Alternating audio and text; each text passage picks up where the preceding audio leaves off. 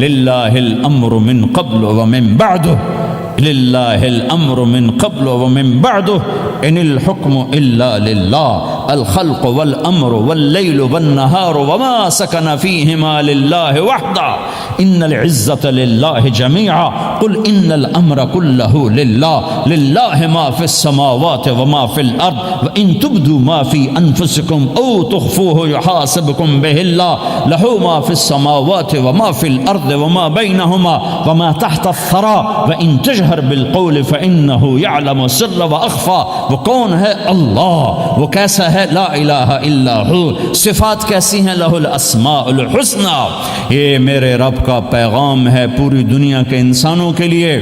تو ایک آدمی آپ سوئے ہوئے تھے، آپ کی تلوار لٹکی تھی، ایک آدمی آیا، اس نے آپ کی تلوار اتاری اور یوں ہماری پسلی میں آپ اٹھ کے بیٹھ گئے۔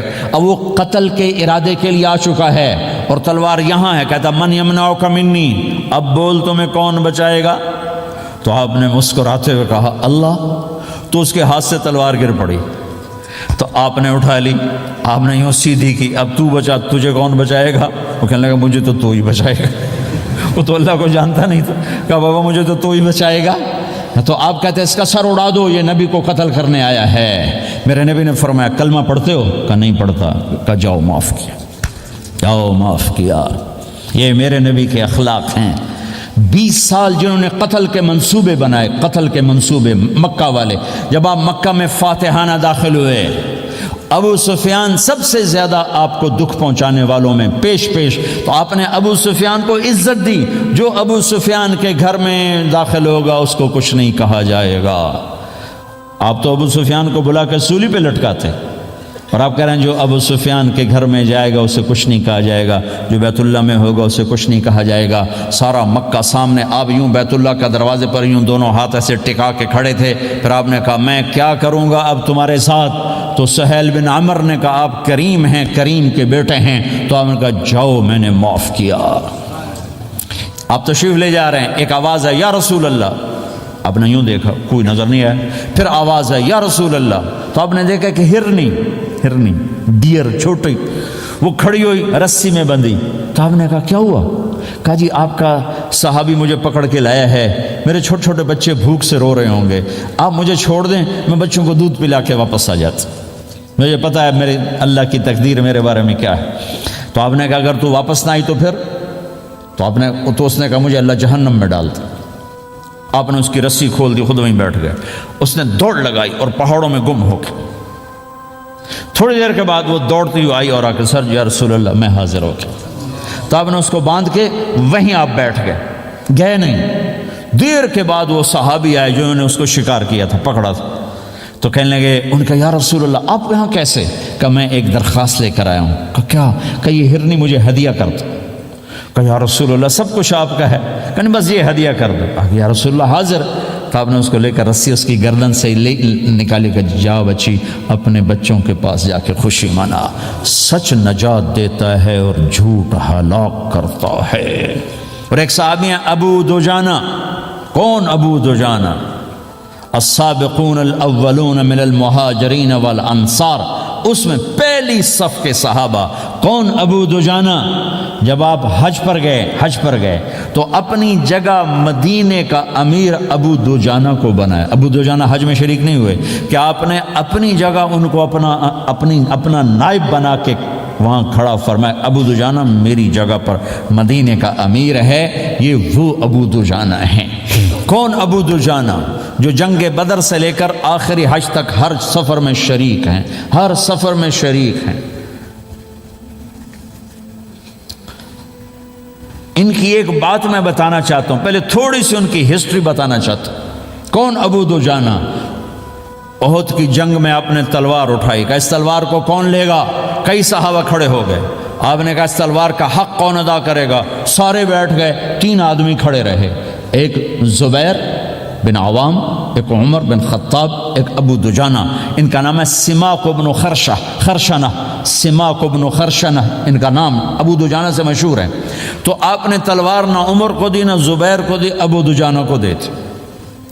تو عمر رضی اللہ عنہ نے تو محسوس نہیں کیا، حضرت زبیر نے محسوس کیا کہ اس کو کیوں دی، مجھے کیوں نہیں دی، میں مہاجرین میں سے ہوں، میں پھوپھی کا بیٹا ہوں، میں اس سے دلیری میں کم نہیں ہوں۔ بلکہ حضرت زبیر کی دلیری کی تو دھاک تھی، جدھر سلوار چلتی تھی کاٹتی چلی جاتی تھی، کہنے لگا میں دیکھوں گا یہ کیا کرتا ہے۔ تو ابو دجانہ کے پیچھے پیچھے زبیر ہو لیے، تو ابو دجانہ نے جو حملہ کیا تو 3000 کا لشکر تھا، اس کو چیر کے پار نکل کے، پورے لشکر کو کاٹ کے پار نکل کے، اور آگے عورتیں کھڑی تھیں جو مکے کے لشکر کو تیار کر رہی تھیں۔ نحن بنات طارقی نمشی علی النمارقی مشی القتل بوارقی المسک فی المخالقی المسک فی المفارقی والدر فی المخالقی ان تقبلوا نعانقی وتدبروا نفارقی فراق غیر وامقی، یہ گانا گا رہی تھیں اور ان کو تیار کر رہی تھیں۔ تو جب ابو دجانہ کی تلوار نظر آئی تو سب بھاگی، ہندا پکڑی گئی، تو آپ نے یوں اپنی تلوار ہندا کے سر پر رکھی، انہوں نے چیخ ماری، تلوار ہٹا لی۔ تو زبیر پیچھے پیچھے کہ یہ کیا کیا ہے؟ جنگ میں اگر کوئی عورت حصہ لے اسے مارنا جائز ہے، ویسے جائز نہیں ہے، عورت کو، بچے کو، بوڑھے کو ہاتھ لگانا جائز نہیں ہے۔ تو انہوں نے کہا تلوار کیوں نہیں چلائی؟ کہا میرے محبوب کی تلوار ہے، عورت کے خون سے رنگین کر کے اس کی شان نہیں گھٹانا چاہتا، یہ میرے نبی کی تلوار۔ پھر واپس ہوئے، پھر اٹیک کیا اور پھر مجمع کو چیر دیا۔ سامنے ایک آدمی آ رہا تھا ہاتھی کی طرح، اتنا لمبا موٹا تازہ، تو زبیر کہنے لگے میرے جی میں آیا کبھی اس کی ٹکر ہونا پھر میں دیکھوں ابو دجانہ کیا چیز ہے۔ تو اللہ کا کرنا ایسا ہوا ابو دجانہ دونوں آمنے سامنے ہو گئے، تو وہ ایسے شاہ سوار تھے کہ دونوں طرف کے لشکر ذرا تھم گئے اور وہ دونوں بھڑ گئے۔ ابو دجانہ کے اپنے جوہر، اس پہلوان کے اپنے جوہر، غبار اٹھا، مٹی اٹھی، اور اس کی اپنی طاقت، ان کی اپنی طاقت، انہوں نے ابو دجانہ کو اس نے زخمی کر دیا۔ ابو دجانہ نے جو جوش میں آ کے ماری تلوار، اس کو لگی یہاں، تو اتنی طاقت سے لگی کہ اس کے نیچے اتر کر 2 ٹکڑوں میں تقسیم کر دی، ماری تو ایک حصہ ادھر ایک حصہ۔ پھر یوں دیکھا اور اپنے چہرے سے لوہی کی ٹوپی اتاری، کما ترا انا ابو دجانہ، کیا دیکھ رہے ہو میں ہوں ابو دجانہ، تلوار صحیح لی ہے میں نے، غلط نہیں لی، یہ ابو دجانہ ہیں۔ اور جب شکست ہو گئی احد کی جنگ میں، اور پھر 10-12 آدمی نے آپ کو گھیرے میں لیا ہوا تھا، ان میں ایک ابو بکر تھے، عمر تھے، علی تھے، طلحہ تھے، زبیر تھے، سعد بن ابی وقاص تھے، اور سہل بن حنیف تھے، عبادہ قتادہ بن نعمان تھے، اور ابو دجانہ تھے رضی اللہ تعالی عنہم، ان میں سے ایک ابو دجانہ بھی تھے۔ اور یمامہ کی جنگ میں ابو دجانہ شہید ہوئے، یمامہ کی جنگ میں شہید ہوئے۔ یہ ابو دجانہ کی تھوڑی سی سیرت آپ کے سامنے آئی ہے۔ اس کے بعد اب آپ ان کے قول کو سنو تاکہ اس کا وزن آپ کے سامنے آئے۔ یہ بدر کے شریک ہیں، اللہ کے نبی نے کہا بدر کا صحابی جو مرضی کرے بخشا گیا۔ یہ صلح حدیبیہ کے شریک ہیں، اللہ نے قرآن میں کہا لقد رضی اللہ، میں ان سے راضی ہو گیا۔ یہ صحابی ہیں، اللہ نے کہا کلا وعد اللہ الحسنى، اے میرا نبی تیرے ہر صحابی کے لیے جنت کا وعدہ ہے۔ اور اب یہ کیا کہتے ہیں؟ یہ کیا کہتے ہیں لوگو؟ ان ارجع عملی عند، لوگو میرے پاس، ابو دجانہ میرے پاس بخشش کا سب سے بڑا عمل جانتے ہو کیا ہے؟ بدر نہیں، احد نہیں، حدیبیہ نہیں، خندق نہیں، خیبر نہیں، فتح مکہ نہیں، آخری حج نہیں، کیا ہے؟ کیا ہے لوگو؟ ان ارجع عملی عندی، میرے پاس آخرت میں بخشش کا سب سے بڑا عمل بس ایک ہے کہ ما آذیت احدا بلسانی، میں نے اپنی زبان سے کبھی کسی کو دکھ نہیں پہنچایا۔ ولا اجد فی قلبی غلا لاحد، اور میرے دل میں کسی کے لیے بغض کوئی نہیں ہے، بس یہ میری بخشش کا عمل ہے۔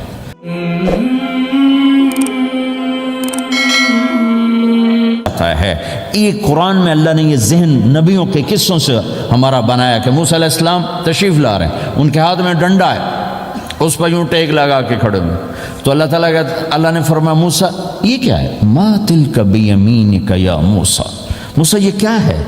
موسیٰ علیہ السلام کے بعد یہ ڈنڈا 10 سال سے، کہ یا اللہ ہی عصایا، یہ میرا ڈنڈا ہے۔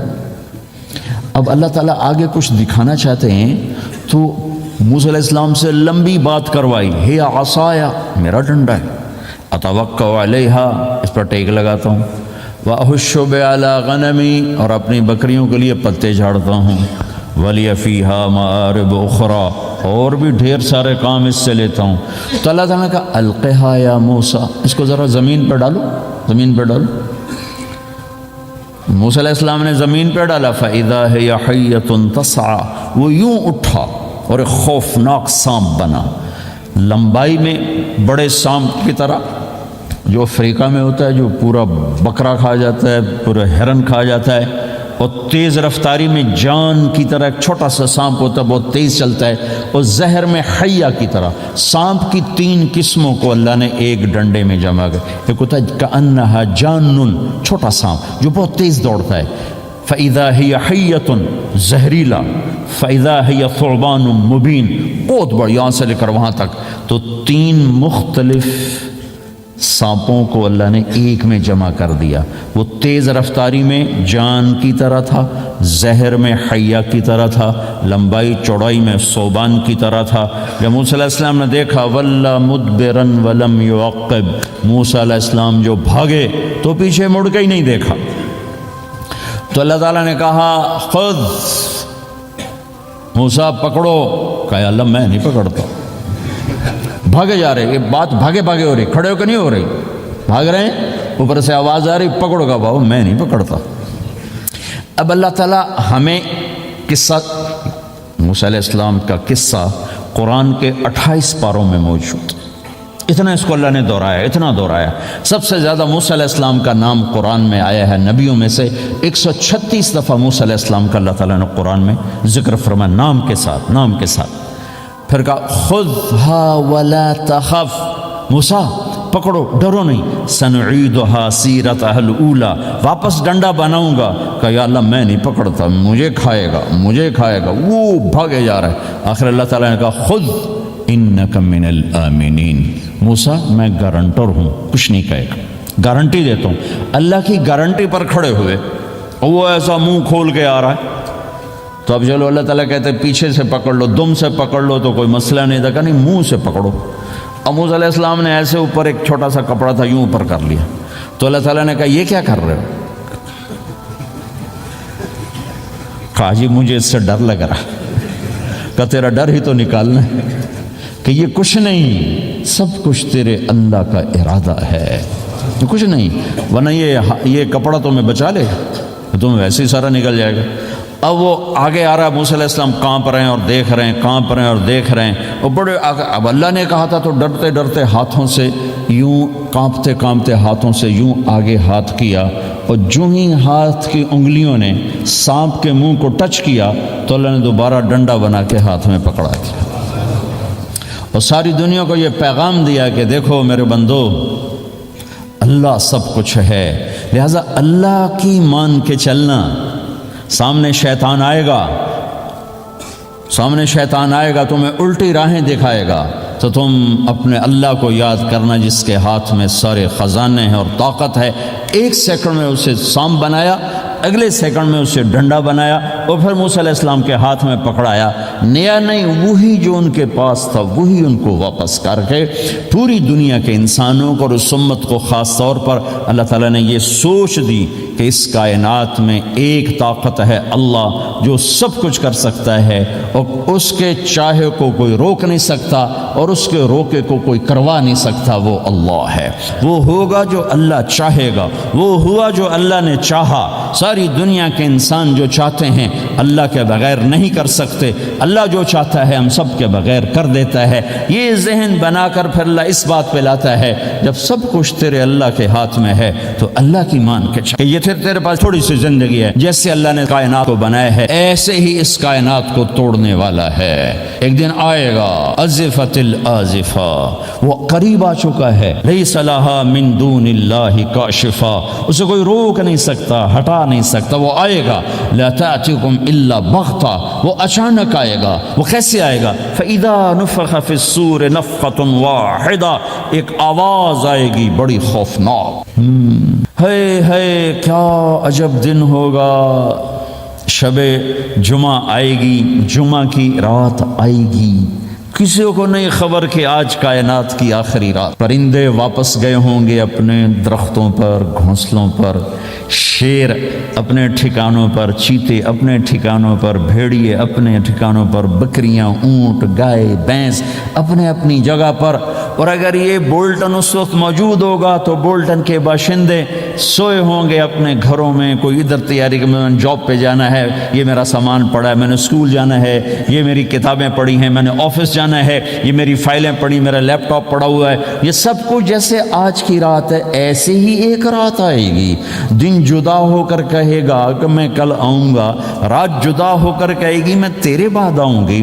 اور تارے، چاند، ستارے بھی ابھر کر نکل کر کہیں گے ہم نے کل بھی نکلنا ہے اور ہم نے کل بھی طلوع ہونا ہے. سورج بھی غروب ہوتے ہوئے یہ سوچ رہا ہوگا کہ کل میں نے پھر بھی نکلنا ہے، اور چاند بھی سوچ رہا ہوگا کہ میں نے اگلے دن بھی نکلنا ہے. لیکن اللہ کے سوا فرشتوں تک کو نہیں پتا کہ آج آخری دن آ چکا ہے. اور میرے نبی نے عجب نقشہ کھینچا ہے قیامت کے دن کا. ہم نے کہا عورت روٹی پکا رہی ہوگی، اس کے ہاتھ میں روٹی ہوگی. اب تو یہاں روٹی پکانے کا رواج بہت کم ہو گیا لیکن پھر بھی پکاتے ہیں.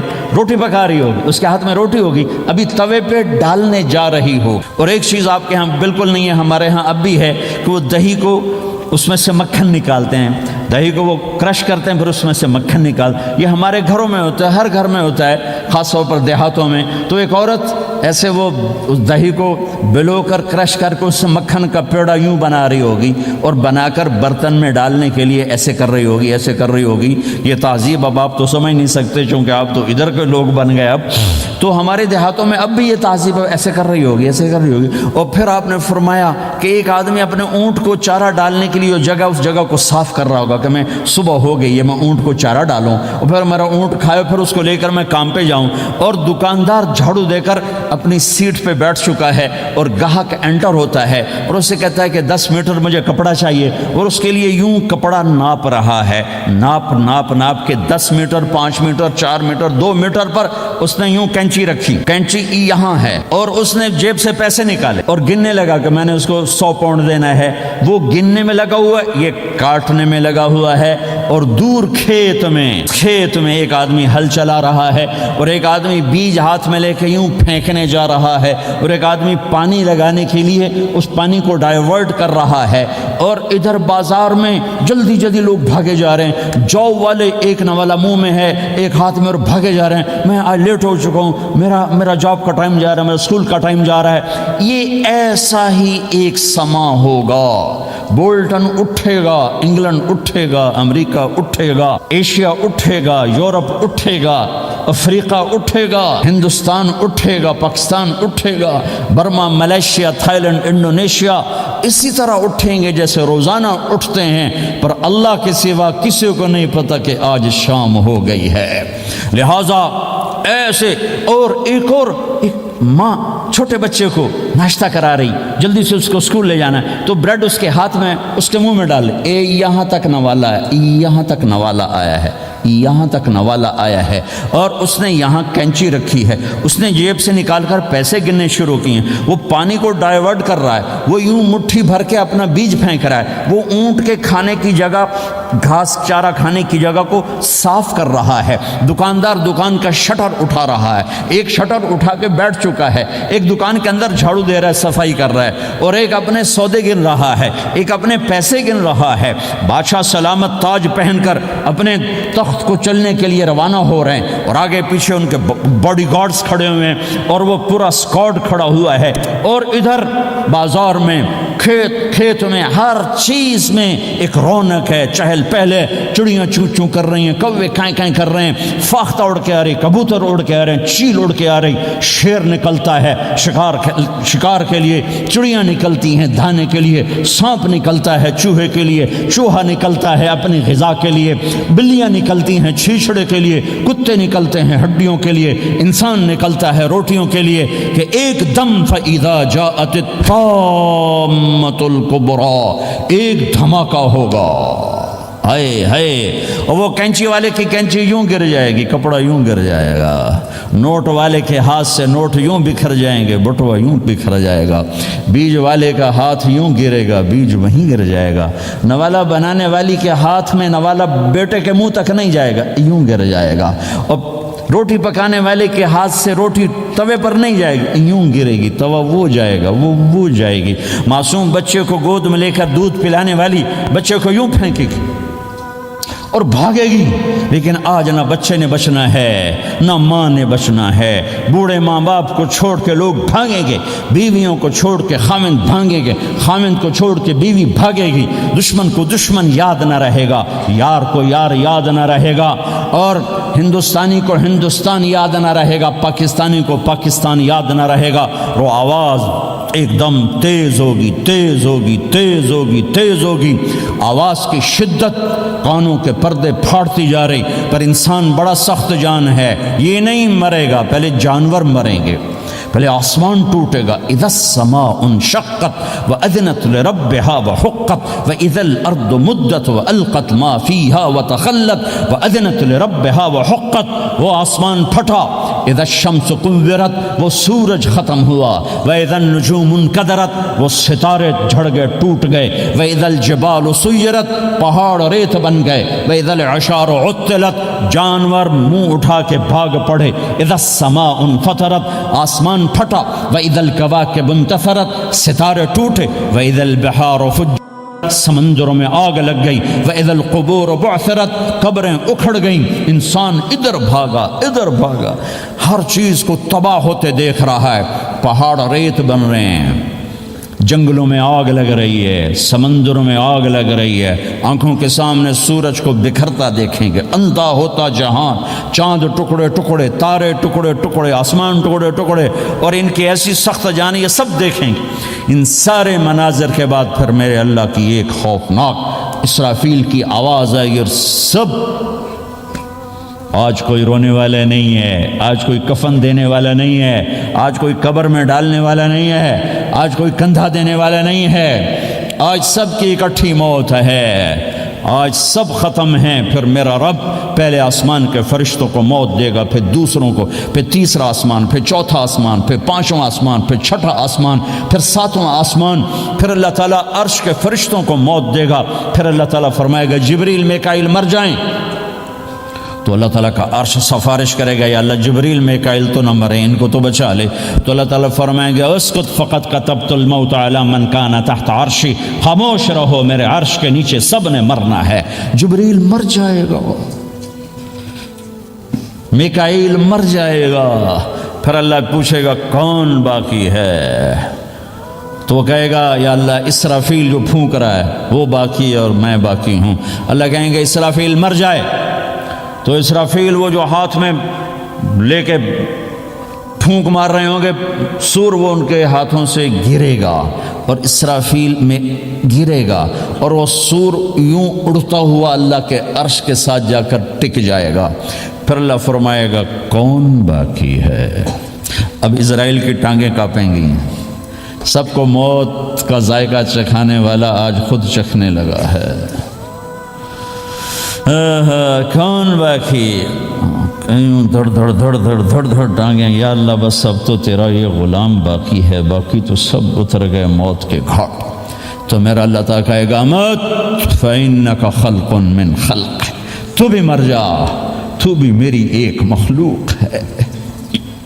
او میرے بھائیو، اس مٹ جانے والی دنیا کے پیچھے اللہ کو ناراض نہ کرو، اس کی عزت بھی دھوکہ ہے، اس کی شہرت بھی دھوکہ ہے، اس کی دولت بھی دھوکہ ہے، اس کی حکومت بھی دھوکہ ہے، اس کا عروج بھی دھوکہ ہے، اس کا زوال بھی دھوکہ ہے، اس کی عزت بھی دھوکہ ہے، اس کی ذلت بھی دھوکہ ہے، اس کا مال بھی دھوکہ ہے، اور اس کا فخر غربت بھی دھوکہ ہے، اس کی زندگی بھی دھوکہ ہے، سب نظروں کا فریب ہے۔ حضرت علی کا فرمان ہے الناس النیام اذا ما تنتبہ، لوگ سوئے ہوئے ہیں، جب موت آئے گی تو آنکھ کھل جائے گی۔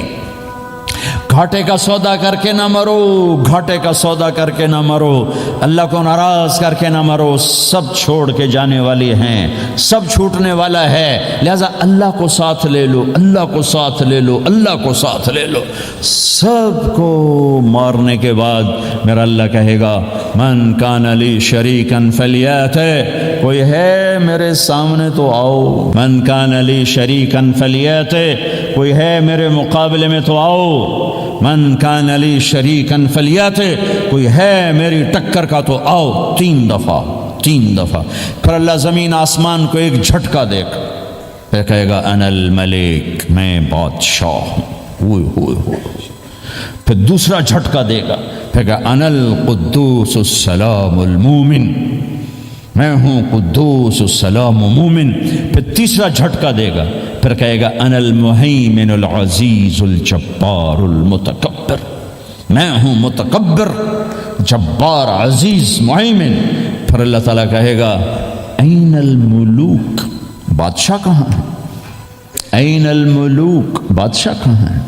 این المتکبرون، وہ تکبر کرنے والے کہاں ہیں؟ این الجبارون، ظالم کہاں ہیں؟ این المتکبرون، تکبر والے کہاں ہیں؟ کوئی ہو تو جواب دے۔ پھر اللہ تعالیٰ کہے گا لمن الملک اليوم، آج کون ہے بادشاہ، آج کس کی ہے بادشاہی؟ کوئی جواب دینے والا ہے ہی نہیں، تو اللہ خود کہے گا للہ الواحد القہار، آج اکیلے اللہ کی بادشاہ، آج بھی اسی کی ہے، آج بھی اسی کی ہے، پیچھے بھی اس کی تھی، آگے بھی اس کی ہے، کہ یہ دنیا امتحان کی جگہ ہے، نہ اپنی مرضی سے آئے ہو، نہ اپنی مرضی سے مرتے ہو، نہ اپنی مرضی سے جیتے ہو، نہ اپنی مرضی سے جاتے ہو، لہٰذا اس 4 دن کی زندگی میں تمہیں ٹیسٹ میں ڈالا گیا ہے، اللہ کو راضی کرتے ہو، شیطان کو راضی کرتے ہو، اللہ کو مناتے ہو، شیطان کے پیچھے چلتے ہو، اللہ کو مناتے ہو، اپنی طبیعت اور غلام، اپنی طبیعت کے غلام بنتے ہو، یہ میرا اور آپ کا امتحان ہے۔ لا الہ الا اللہ میں ایگریمنٹ ہے، یا اللہ تیری مان کے چلیں گے، لا الہ الا اللہ ایگریمنٹ ہے، یا اللہ تیری مان کے چلیں گے۔ کیسے تیری مان کے چلیں گے؟ اگلا حصہ ہے محمد الرسول اللہ، تیرے حبیب کے طریقے پر چلیں گے۔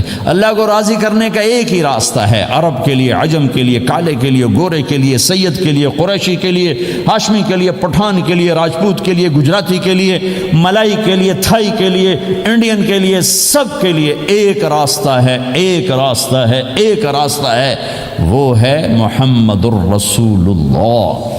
جب آپ معراج پہ گئے تو آپ نے کہا یا اللہ، آپ نے ابراہیم کو خلیل بنایا اور موسیٰ کو کلیم بنایا اور داود کو لوہا نرم کر کے دیا، سلیمان کو ہوا تابع کر کے دی، اور عیسیٰ علیہ السلام کے لیے مردے زندہ کیے، میرے لیے کیا ہے؟ تو اللہ تعالیٰ نے فرمایا اولیس قد آتیتک افضل من ذلک کلہ، میرے محبوب میں نے آپ کو وہ دیا ہے جو کسی کو نہیں دیا۔ وہ کیا دیا ہے؟ کہ اللہ ذکرت الا ذکرت معی، قیامت تک تیرا میرا نام اکٹھا رہے گا، الگ نہیں ہو سکے سے رہے گا۔ لا الہ الا اللہ محمد رسول اللہ، لا الہ الا اللہ میں 12 حرف ہیں، 12، محمد رسول اللہ میں 12 حرف ہیں۔ لا الہ الا اللہ 12 حرفوں سے بنا ہے، لام اور الف، یہ اس کو گنو تو 12 بنتے ہیں، پھر میم اور ہا اور میم اور دال کو آگے تک گنو تو 12 بنتے ہیں، ادھر بھی 12 ادھر بھی 12۔ پھر حرف کی 2 قسمیں ہیں، ایک نقطے والے، ایک بغیر نقطے والے۔ نقطے والے حرف کمزور ہوتے ہیں، بغیر نقطے والے حرف طاقتور ہوتے ہیں، کہ نقطے والا حرف اپنا مطلب بنانے کے لیے نقطے کا محتاج بن جاتا ہے، اور جو بغیر نقطے والا ہوتا ہے وہ اپنا مطلب بتانے کے لیے نقطے کا محتاج نہیں ہوتا۔ جیم کمزور ہے، ہا طاقتور ہے، ہا کو اپنا مطلب بتانے کے لیے نقطے کی ضرورت نہیں، جیم کو، خا کو اپنا مطلب بتانے کے لیے نقطے کی ضرورت ہے۔ سین طاقتور ہے، شین کمزور ہے، کہ شین کو اپنا مطلب بتانے کے لیے 3 نقطوں کی ضرورت ہے، سین کو اپنا مطلب بتانے کے لیے کسی نقطے کی ضرورت نہیں ہے۔ الف طاقتور ہے، با کمزور ہے، تا کمزور ہے، ہا طاقتور ہے، جیم کمزور ہے، خا کمزور ہے، دال طاقتور ہے، را طاقتور ہے، زا کمزور ہے، سین طاقتور ہے، شین کمزور ہے، صاد طاقتور ہے، ضاد کمزور ہے، تا طاقتور ہے، ضا کمزور ہے۔ یہ میں آپ کو حروف کی بات بتا رہا ہوں۔ جب میرے اللہ نے اپنا کلمہ بنایا، پہلے اپنا نام منتخب کیا اللہ، تو اس میں کوئی حرف نقطے والا نہیں آیا، ٹھیک ہے، اللہ کوئی نقطے والا حرف ہے؟ پھر اللہ نے اپنے نبی کا نام بنایا محمد، کوئی نقطے والا حرف ہے؟ پھر نام بنایا احمد، کوئی نقطے والا حرف ہے؟ پھر جب کلمہ بنایا تو کلمہ ان حرفوں سے بنایا جس میں کوئی نقطے والا حرف نہیں ہے، لا الہ الا اللہ محمد الرسول اللہ۔ سارے خزانے اللہ کے ہاتھ میں، ساری عزتیں بلندیاں اللہ کے ہاتھ میں، جانے کا راستہ محمد الرسول اللہ، پہنچنے کا راستہ محمد الرسول اللہ، لینے کا راستہ محمد الرسول اللہ، جہنم سے بچنے کا راستہ محمد الرسول اللہ، جنت میں جانے کا راستہ محمد الرسول اللہ، دنیا کی برکتیں عزتیں سمیٹنے کا راستہ محمد الرسول اللہ، ذلتوں پستیوں سے بچنے کا راستہ محمد الرسول اللہ۔ میرے حبیب جنت کے لیے چابی ہیں، جہنم کے لیے تالا ہیں، عزت کے لیے چابی ہیں، ذلتوں کے لیے تالا ہیں، محبتوں کے لیے چابی ہیں، نفرتوں کے لیے تالا ہیں، اللہ کی رضا کے لیے وہ چابی ہیں اور اللہ کی ناراضگی کا وہ تالا ہیں۔ جو محمدی بن گیا، جو محمد مصطفیٰ صلی اللہ تعالی وسلم کی سیرت میں، ظاہر میں، باطن میں ڈل گیا، اللہ کا محبوب بن گیا، اللہ نے اپنا بنا لیا۔ ابو لہب قریشی، ہاشمی، سید، اور اللہ نے کہا تبت یدا ابی لہب وتب، ابو لہب برباد ہو گیا۔ بلال حبشی، حبشی کا بیٹا، غلام، غلام کا بیٹا، کالا، کالے کا بیٹا، لیکن میرے نبی نے فرمایا جب میں جنت میں جاؤں گا تو میری سواری کی رسی بلال کے ہاتھ میں ہوگی، جو میرے میں ساتھ ساتھ چلے گا، میرے ساتھ ساتھ چلے گا، اور اس دن تم بلال کی شان دیکھنا، سید قریشی سب دیکھتے رہ جائیں گے، اور ایک غلام سب سے بازی لے جائے گا کہ جب سارے جنتی جنت کے دروازوں پر اکٹھے ہوں گے تو ایسے جنت کے 8 گیٹ ہیں، وہ سارے بند ہوں گے، سب بند ہوں گے، تو کہیں گے اندر کیسے جائیں؟ تو کہیں گے چلو آدم علیہ السلام سے بات کرتے ہیں، آدم علیہ السلام سے عرض کریں گے جناب ابا جان، دادا جان، دروازہ تو کھلوائیں۔ وہ کہیں گے بچوں میں نے تمہیں نکالا تھا، میں ڈال نہیں سکتا، جاؤ بھائی کسی اور سے بات کر۔ اب آئیں گے نوح علیہ السلام، بابا میں نہیں کر سکتا، ابراہیم علیہ السلام، بابا میں نہیں کر سکتا، اسماعیل، اسحاق، یعقوب، یوسف، موسیٰ، یوشع، دانیال، الیاس، داؤد، یحییٰ، زکریا، سلیمان، بھائی ہمارے بس کا نہیں، بھائی ہمارے بس کا نہیں، بھائی ہمارے بس کا نہیں۔ سب سے آخر میں آئیں گے عیسیٰ علیہ السلام کے پاس۔ اگر اللہ چاہتا تو سیدھا ہمارے نبی کے پاس پہنچا دیتا، لیکن اللہ اپنے نبی کی شان دکھانا چاہتا ہے کہ میرا نبی کتنی شان والا ہے، کتنی عزت والا ہے، جس کی سنت کو تم پھینک دیتے ہو، سنت کی کوئی بات نہیں۔ 1 پاؤنڈ پھینکتے ہو کہ 1 پاؤنڈ گر گیا، کوئی بات نہیں، کہ 1 پاؤنڈ کو بھی ڈھونڈتے پھرتے ہو، سنت کوئی بات نہیں، پاؤنڈ نہیں۔ ہمارا پاکستانی 172 سے ضرب لائے گا، ہندوستانی 100 سے ضرب لگائے گا، پتہ نہیں کیا کیا کرے گا، ہیں تو اللہ تعالیٰ سب کو بھلا دے گا۔ آدم سے کہانی شروع ہوگی، چلتے چلتے چلتے عیسیٰ علیہ السلام، تو عیسیٰ علیہ السلام ایک بات کا اضافہ کریں، کہ بابا میں نہیں کھلوا سکتا، لیکن آج میں تمہیں پتہ بتا سکتا ہوں کون کھلوائے گا، یہ کوئی نبی نہیں کہے گا۔ تو کہیں گے جی بتاؤ، کہیں گے جاؤ محمد الرسول اللہ صلی اللہ علیہ وسلم کی خدمت میں، ان کے سوا آج کوئی نہیں کھلوا سکتا۔ سارا مجمع آئے گا، یا رسول اللہ، یا حبیب اللہ، یا نبی اللہ، تھک گئے ہم، جنت کے دروازے بند ہیں، دروازہ کھلوائیں، تو آپ کہیں گے انا لہو، ہاں میں ہی کھلواؤں گا، میں ہی کھلواؤں گا۔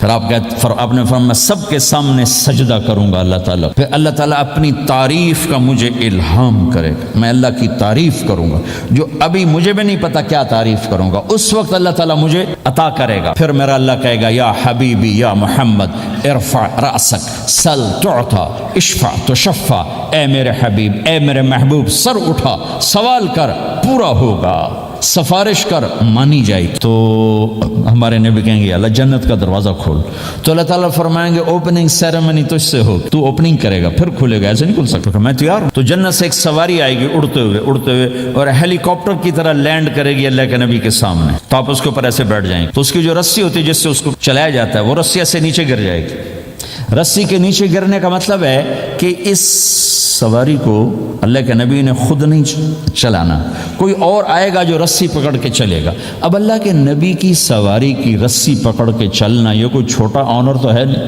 لہٰذا سب یوں دیکھیں گے بھئی، چونکہ وہ خالی اس سے سب کو پتہ چل جائے گا کہ کوئی آئے گا، ورنہ اللہ کے نبی کے ہاتھ میں رہتی ایسے گئی، تو لہٰذا سب ایسے کون کون کون کون آئے گا بھائی، کون آئے گا بھائی؟ شاید ابو بکر آئیں، اپنی طرف سے کہہ رہا ہوں، شاید عمر آئیں، عثمان آئیں، علی آئیں، نہیں، بیٹے آئیں گے، حسن حسین آئیں گے، کتنے سوال اٹھ سکتے ہیں، جعفر آئیں گے، حمزہ آئیں گے، عباس آئیں گے، سب اس حیرانی میں ہوں گے، اور سب کی نظریں ایسے ایسے ہوں گی کہ میرے اللہ کا فرمان ہوگا بلال حبشی کو لایا جائے، یہ رسی اس کو پکڑائی جائے۔ بلال رضی اللہ تعالیٰ عنہ اللہ کے نبی کی سواری کی رسی پکڑ کر چلیں گے، اور آپ نے فرمایا میں سب سے پہلے جنت کے دروازے پر دستک دوں گا، فَأُقَعْقِعَهَا فَيُفْتَحُ لِي، میرے لیے دروازے پر دستک دوں گا تو اندر سے آواز آئے گی، کون؟ میں کہوں گا محمد الرسول اللہ، وہ کہیں گے یا رسول اللہ حکم تھا آپ کے بغیر دروازہ نہ کھلے، میں کھولوں، میرے لیے کھلے گا، میں اندر جاؤں گا۔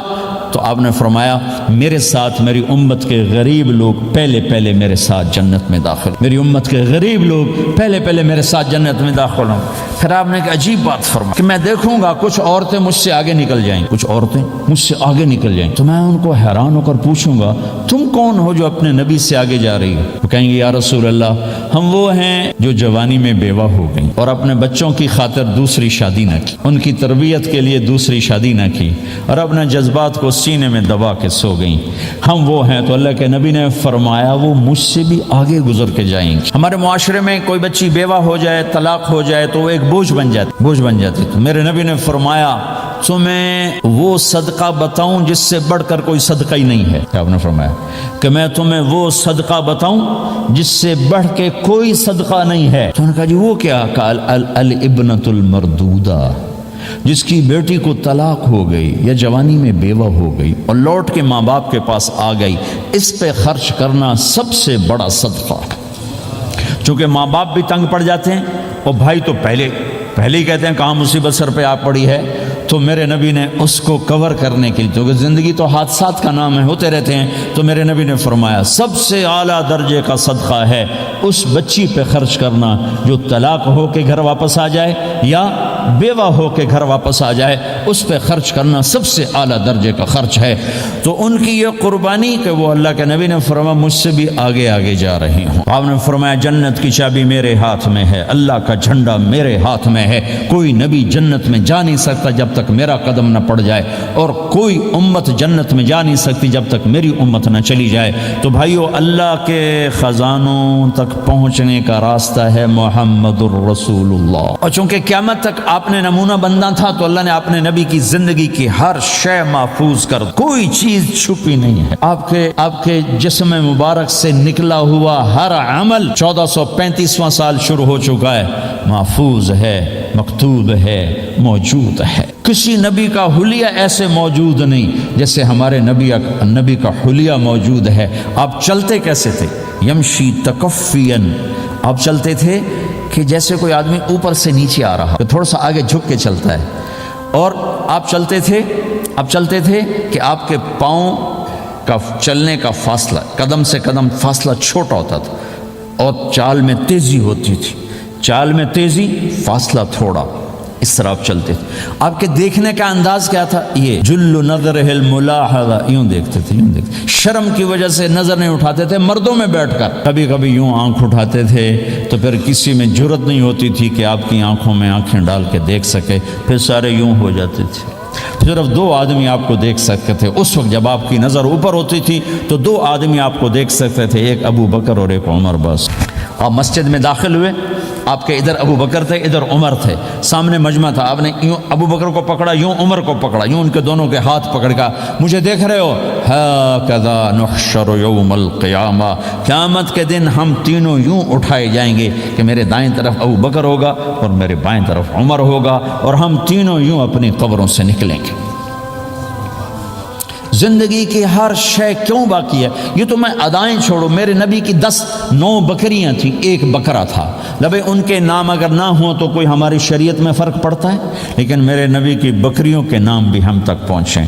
ایک کا نام تھا عجوہ، ایک کا نام تھا سقیہ، ایک کا نام تھا برکہ، ایک کا نام تھا ورثہ، ایک کا نام تھا زمزم، ایک کا نام تھا اطلال، ایک کا نام تھا اطراف، ایک کا نام تھا قمرا، غیثاء، یہ میرے نبی کی بکریوں کے نام ہیں۔ اور بکرا تھا اس کا نام تھا یم، عجوہ، سقیہ، زمزم، برکہ، ورثہ، اطلال، اطراف، غیثاء، قمراء۔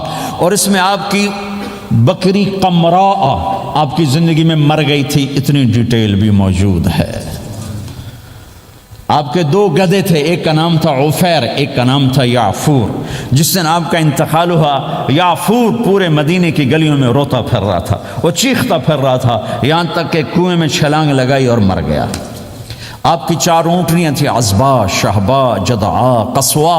اس میں جو آپ کی اونٹنی عزبا تھی، ادھر آپ کا انتقال ہوا اور ادھر اس نے بیٹھے بیٹھے رونا شروع کر دیا، اور چارہ بھی چھوڑ دیا، پانی بھی چھوڑ دیا، اور بیٹھے بیٹھے بھوکی پیاسی مر گئی۔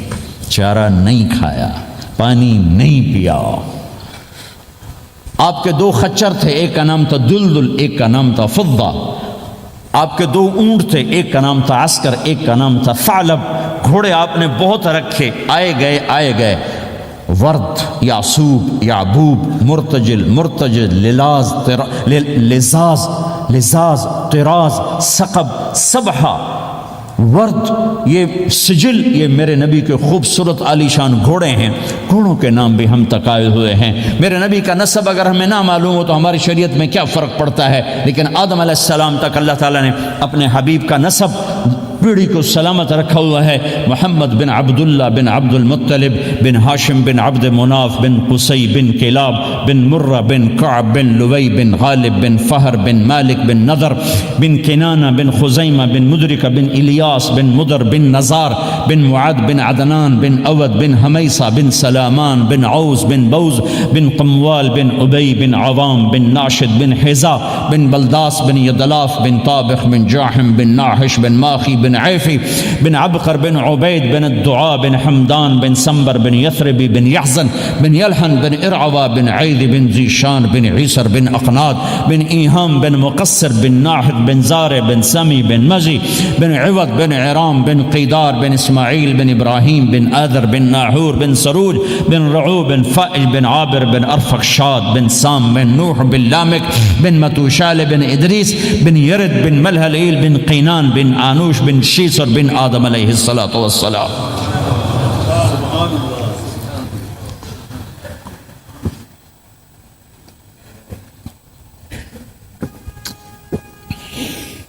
اللہ کا اعلان ہے، جہاں رہو اللہ کے نبی کے طریقوں کو پکڑ کے رہو۔ اللہ تعالیٰ تک پہنچنے کا بس ایک ہی راستہ ہے، ایک ہی راستہ ہے، وہ ہے جناب رسول اللہ صلی اللہ تعالی علیہ وسلم کی مبارک زندگی۔ نقل مار لو، نقل مارنے سے پاس ہو نہیں جاتے لوگ۔ ہمارے انڈیا پاکستان میں خوب نقل چلتی ہے، وہ نقل لگاتے ہیں، پاس ہو جاتے ہیں۔ میں بھی ذمہ داروں کی اولاد، پڑھنے کا شوق نہیں تھا، ہمیشہ نقل مار کے ہی پاس ہوئے، کیونکہ پڑھنے کا شوق ہی نہیں تھا۔ ماں باپ نے ڈنڈا چڑھا دیا کہ ڈاکٹر بنانا ہے۔ مجھے کبھی زندگی بھر شوق نہیں ہوا کہ میں نے ڈاکٹر بننا ہے۔ بھائیو، اپنے نبی کی نقل اتار، اللہ پاس کر دے گا۔ اس نے ایک چنا ہے جس کو حبیب بنایا ہے۔ 10,000 سال کا پروسیس ہوا اور اس میں سے محمد مصطفیٰ صلی اللہ علیہ وسلم کی ہستی کو وجود ملا۔ آپ کو آنے میں اتنا زمانہ چاہیے تھا کہ اعلیٰ سے اعلیٰ چیز کے بننے میں دیر لگتی ہے، تو کائنات 10,000 سال گھومی اور تب جا کر میرے حبیب مصطفیٰ صلی اللہ تعالی علیہ وسلم کو اللہ تعالیٰ نے وجود بخشا۔ سب سے عالی نسب، سب سے عالی خاندان، سب سے عالی صفات۔ اب اللہ کے خزانوں سے لینے کا راستہ پاؤنڈ نہیں، ڈالر نہیں ہے، تجارت نہیں ہے۔ اللہ سے لینے کا راستہ میرے نبی کا طریقہ ہے۔ تجارت میں ہو، زراعت میں ہو، جاب میں ہو، کھیتی باڑی میں ہو، میرے نبی کا طریقہ ایک مسجد کا ہے، نماز۔ 5 وقت کی نماز یہ میرے نبی کی آنکھوں کی ٹھنڈک ہے۔ 5 وقت کی نماز اس امت کی شان پہچان ہے، اور اللہ تعالیٰ نے پہلی امتوں پر اتنی بڑی مشقت ڈالی کہ ان کی نماز مسجد کے علاوہ کہیں نہیں ہوتی تھی، مسجد میں ہی ہوتی تھی۔ ہمارے لیے کتنی آسانی کر دی، جاب میں ہے مصلی بچھا نماز پڑھ، چلو مصلی بھی کوئی نہیں، زمین دیکھ اس پر کوئی گندگی تو کوئی نہیں ہے، بس زمین بھی تیرے لیے پاک ہے، چل نماز پڑھ۔ اور آسانی کر دی، پانی کوئی نہیں ہے، کوئی بات نہیں، مٹی میں ہاتھ مار، منہ پہ مل، پھر ایک ہاتھ مار، یوں کر، چل نماز پڑھ، میں تیری قبول کروں گا۔ یہ کسی امت کے ساتھ یہ نہیں ہوا، انہیں وضو ہی کرنا تھا چاہے پانی 50 میل پر موجود ہو، اور ہمارے لیے پانی کوئی نہیں ہے، چلو تیمم، مٹی میں ہاتھ ہمارا یوں کیا، پھر ہاتھ ہمارا ایک یوں کیا ایک یوں کیا، چل بھائی اللہ اکبر قبول۔ عمار بن یاسر رضی اللہ تعالیٰ عنہ سفر میں تھے، ان کو نہانے کی ضرورت ہو گئی، نائٹ فال ہو گیا، تو انہوں نے سوچا کہ ویسے تو آدمی کو وضو کی ضرورت ہوتی ہے تو خالی منہ پہ ہاتھ مارا اور یوں کونیوں تک، لیکن مجھے تو غسل کی ضرورت ہے، تو خالی اس سے تو کافی نہیں ہوگا، تو انہوں نے کپڑے اتارے، اکیلے تھے، ریت کے اوپر کبھی یوں لیٹے کبھی یوں لیٹے کبھی یوں لیٹے، 3-4 دفعہ یوں اور یوں رول ہوتے ہوتے پھر انہوں نے نماز پڑھی۔ آئے اللہ کے نبی کی بارگاہ میں، یا رسول اللہ مجھے رات کو نہانے کی ضرورت پڑ گئی، تو میں نے کہا وضو کے لیے تو خالی یہ 2 دفعہ کرنا کافی ہے، تو یہ تو نہانا تھا، تو میں تو ریت میں خوب رول ہوتا رہا۔ میرے نبی نے انما یکفی کا ضربتان، ارے سیدھے بندے عمار، اس کے لیے بھی اتنا ہی کافی تھا کہ تو یوں کرتا اور یوں کرتا اور تو پاک ہو جاتا۔ اللہ نے اس نبی کے طفیل، اس محبوب مصطفیٰ صلی اللہ علیہ وسلم کے طفیل، اللہ نے کیا کیا سہولتیں اور آسانیاں ہمیں عطا فرمائی۔ پھر نماز 4 کی 2 رکعت کر دی کہ تم مسافر ہو 2 پڑھو، روزے میں سفر میں روزہ معاف کر دیا، بعد میں رکھ لینا، بعد میں رکھ لینا، قضا کرنے کا حکم، بالکل چھوڑنے کا نہیں، اور کہا کہ بھائی مریض ہو چھوڑ دو، مسافر ہو چھوڑ دو، اور نماز 2 رکعت کر دو، سنتیں چھوڑ دو۔ ابن عمر رضی اللہ تعالیٰ عنہ بیٹھے تھے تو انہوں نے 2 رکعت پڑھ کے بیٹھ گئے، تو ان کے خادم نے کہا سنتیں نفل نہیں پڑھو گے؟ کہا اگر پڑھنا تو 4 فرض پڑھتا میں، میرے اللہ نے معافی دے دی تو میں کیوں پڑھوں؟ میرے نبی نے سفر میں سنتیں نہیں پڑھی کبھی، اپنی امت کو سہولت دینے، فجر کی سنتیں 2 پڑھتے تھے، اس کے علاوہ سنتیں نہیں پڑھی تاکہ میری امت کو سہولت ہو، آسانی ہو۔ ایک دفعہ بارش ہو رہی تھی اور کوئی جگہ نہیں تھی نماز پڑھنے کے لیے، تو آپ نے اپنی اونٹنی کو آگے کیا اور اس پر بیٹھ گئے، بیٹھے ہی تھے، پیچھے صحابہ نے اونٹنیوں پر ہی صفیں بنائیں، اور یہ نماز اونٹنی پہ بیٹھ کر ادا کی گئی بارش کے اندر۔ نماز اونٹنی کے اوپر نماز بھی ہو گئی، رکوع بھی ہو گیا، سجدہ بھی ہو گیا، سلام بھی ہو گیا۔ پہلی امتوں کے لیے نہیں تھا، سجدہ ہی کرنا پڑے گا۔ یہ اللہ کے محبوب مصطفیٰ صلی اللہ تعالی علیہ وسلم کی طفیل، میرے اللہ نے ہم پہ فضل و احسان کیا، تو میرے نبی کی زندگی میں عبادات میں نماز سب سے اعلیٰ نظر آتی ہے، سب سے نمایاں نظر آتی ہے، اور پھر بازار میں، گھر میں، دفتر میں، ماحول میں میرے نبی کے اخلاق، یہ زندگی کا دوسرا روشن پہلو ہے۔ میرے نبی کی ساری زندگی 2 لفظوں میں آتی ہے، عبادت اخلاق، عبادت اخلاق، یا 2 اور لفظ، حقوق اللہ حقوق العباد، حقوق اللہ حقوق العباد۔ حقوق اللہ میں نماز سب سے اعلیٰ، اور حقوق العباد میں لوگوں کی برداشت کرنا، لوگوں سے درگزر کرنا، معاف کرنا، جھوٹ سے بچنا، دھوکے سے بچنا۔ میرے نبی سے پوچھا گیا یا رسول اللہ مسلمان کنجوس ہو سکتا ہے؟ ہم نے کہا ہو سکتا ہے۔ یا رسول اللہ مسلمان کمزور ہو سکتا ہے، بزدل ہو سکتا ہے، ڈرپوک ہو سکتا ہے؟ آپ نے کہا ہو سکتا ہے۔ یا رسول اللہ مسلمان جھوٹ بول سکتا ہے؟ آپ نے کہا نہیں، جھوٹ نہیں بول سکتا، جھوٹ نہیں بول سکتا۔ ہے میرے نبی نے فرمایا میرا امتی ہر گناہ کر سکتا ہے، پر ایک جھوٹ نہیں بولے گا، ایک دھوکہ نہیں دے گا۔ لیکن پوری دنیا میں سب سے زیادہ جھوٹ بولنے والا اور دھوکہ دینے والا وہ اس امت کا فرد بن چکا ہے۔ سب سے زیادہ دھوکہ دینے والے ہم بن گئے، سب سے زیادہ جھوٹ بولنے والے ہم بن گئے۔ اور میرے نبی نے فرمایا تھا کہ مسلمان جھوٹ نہیں بولتا، دھوکہ نہیں دیتا، ہر گناہ کر سکتا ہے، جھوٹ نہیں بولے گا، دھوکہ نہیں دے گا۔ یہ میرے نبی کی زندگی کا دوسرا پہلو ہے کہ سچائی پہ جمو۔ چند پیسے بچانے کے لیے جھوٹ بولنا، ٹیکس بچانے کے لیے جھوٹ بولنا، کتنے پاؤنڈ بچا لوگ؟ ادھر تمہارے سامنے سچ روشن کھڑا ہوا ہے. میرے نبی نے کہا الصدق ینجی والکذب یہلک. ادھر جھوٹ کھڑا ہے، ادھر جھوٹ کے ساتھ 4 پاؤنڈ بچیں گے، ادھر سچ کے ساتھ اللہ ملے گا، لے لو جو لینا ہے لے لو. ہاں، الا لعنت اللہ علی الکاذبین، جھوٹوں پہ اللہ کی لعنت. اس لعنت کے ساتھ 400 پاؤنڈ بچا لیے، 4000 بچا لیے، 4 ملین بچا لیے، 4 بلین بچا لیے، 4 ٹریلین بچا لیے، ساری دنیا کو بچا لیا، اور اوپر اللہ کی لعنت پڑی تو اللہ کی قسم گھاٹے کا سودا ہے. اور سچے ہو گئے، سچ بولا، یہ میں 100 پاؤنڈ کماتا ہوں، لے لو جو لینا ہے اس میں سے. یہ میں 1000 پاؤنڈ کماتا ہوں، لے لو جو لینا ہے. یہ میں 50,000 پاؤنڈ کماتا ہوں، لے لو جو لینا ہے. کہ مسلمان کی زبان سے جھوٹ نہیں نکلتا، سچ ہی بولتا ہے. ایک ہرنی جان کی بازی کھیل گئی سچ بولنے کے لیے. تم چند پاؤنڈوں پہ جھوٹ بولتے ہو، ایمان کو برباد کر کے رکھ دیتے ہو. مسلمان جھوٹ نہیں بولتا، مسلمان دھوکہ نہیں دیتا، مسلمان کی زبان سے سخت بول نہیں نکلتا، کسی کو بے عزت نہیں کرتا، کسی کو کی بے اکرامی نہیں کرتا، کسی کا دل نہیں توڑتا، کسی کو ذلیل نہیں کرتا. خود سہتا ہے، اوروں کو خوشیاں دیتا ہے، خود دکھ سہتا ہے، اوروں کو راحت دیتا ہے، خود تکلیف سہتا ہے. یہ میرے نبی کے اخلاق ہیں، یہ میرے نبی کی زندگی ہے. اور یہ اسلام کا سب سے بڑا چیپٹر ہے اور سب سے مشکل چیپٹر ہے. جب میرے نبی نے لمبی نمازیں پڑھی تو اللہ نے روک دیا کہ میرے حبیب ما انزلنا علیک القرآن لتشقى، اتنی لمبی نماز نہ پڑھ کے تو تھک جائے. میرے نبی نے تبلیغ میں زور دکھایا تو اللہ نے روک دیا فلتذهب نفسك علیہم حسرات. میرے نبی اتنا غم نہ کر کے آپ خود ہی آہیں بھرتے بھرتے آپ مر جائیں. میرے نبی نے مال سارا خرچ کیا، اللہ نے اس سے بھی روک دیا ولا تبسطها كل البسط فتقعد ملوما محسورا. اتنا خرچ نہ کریں کہ آپ خود پھر دکھی ہو کے بیٹھ جائیں.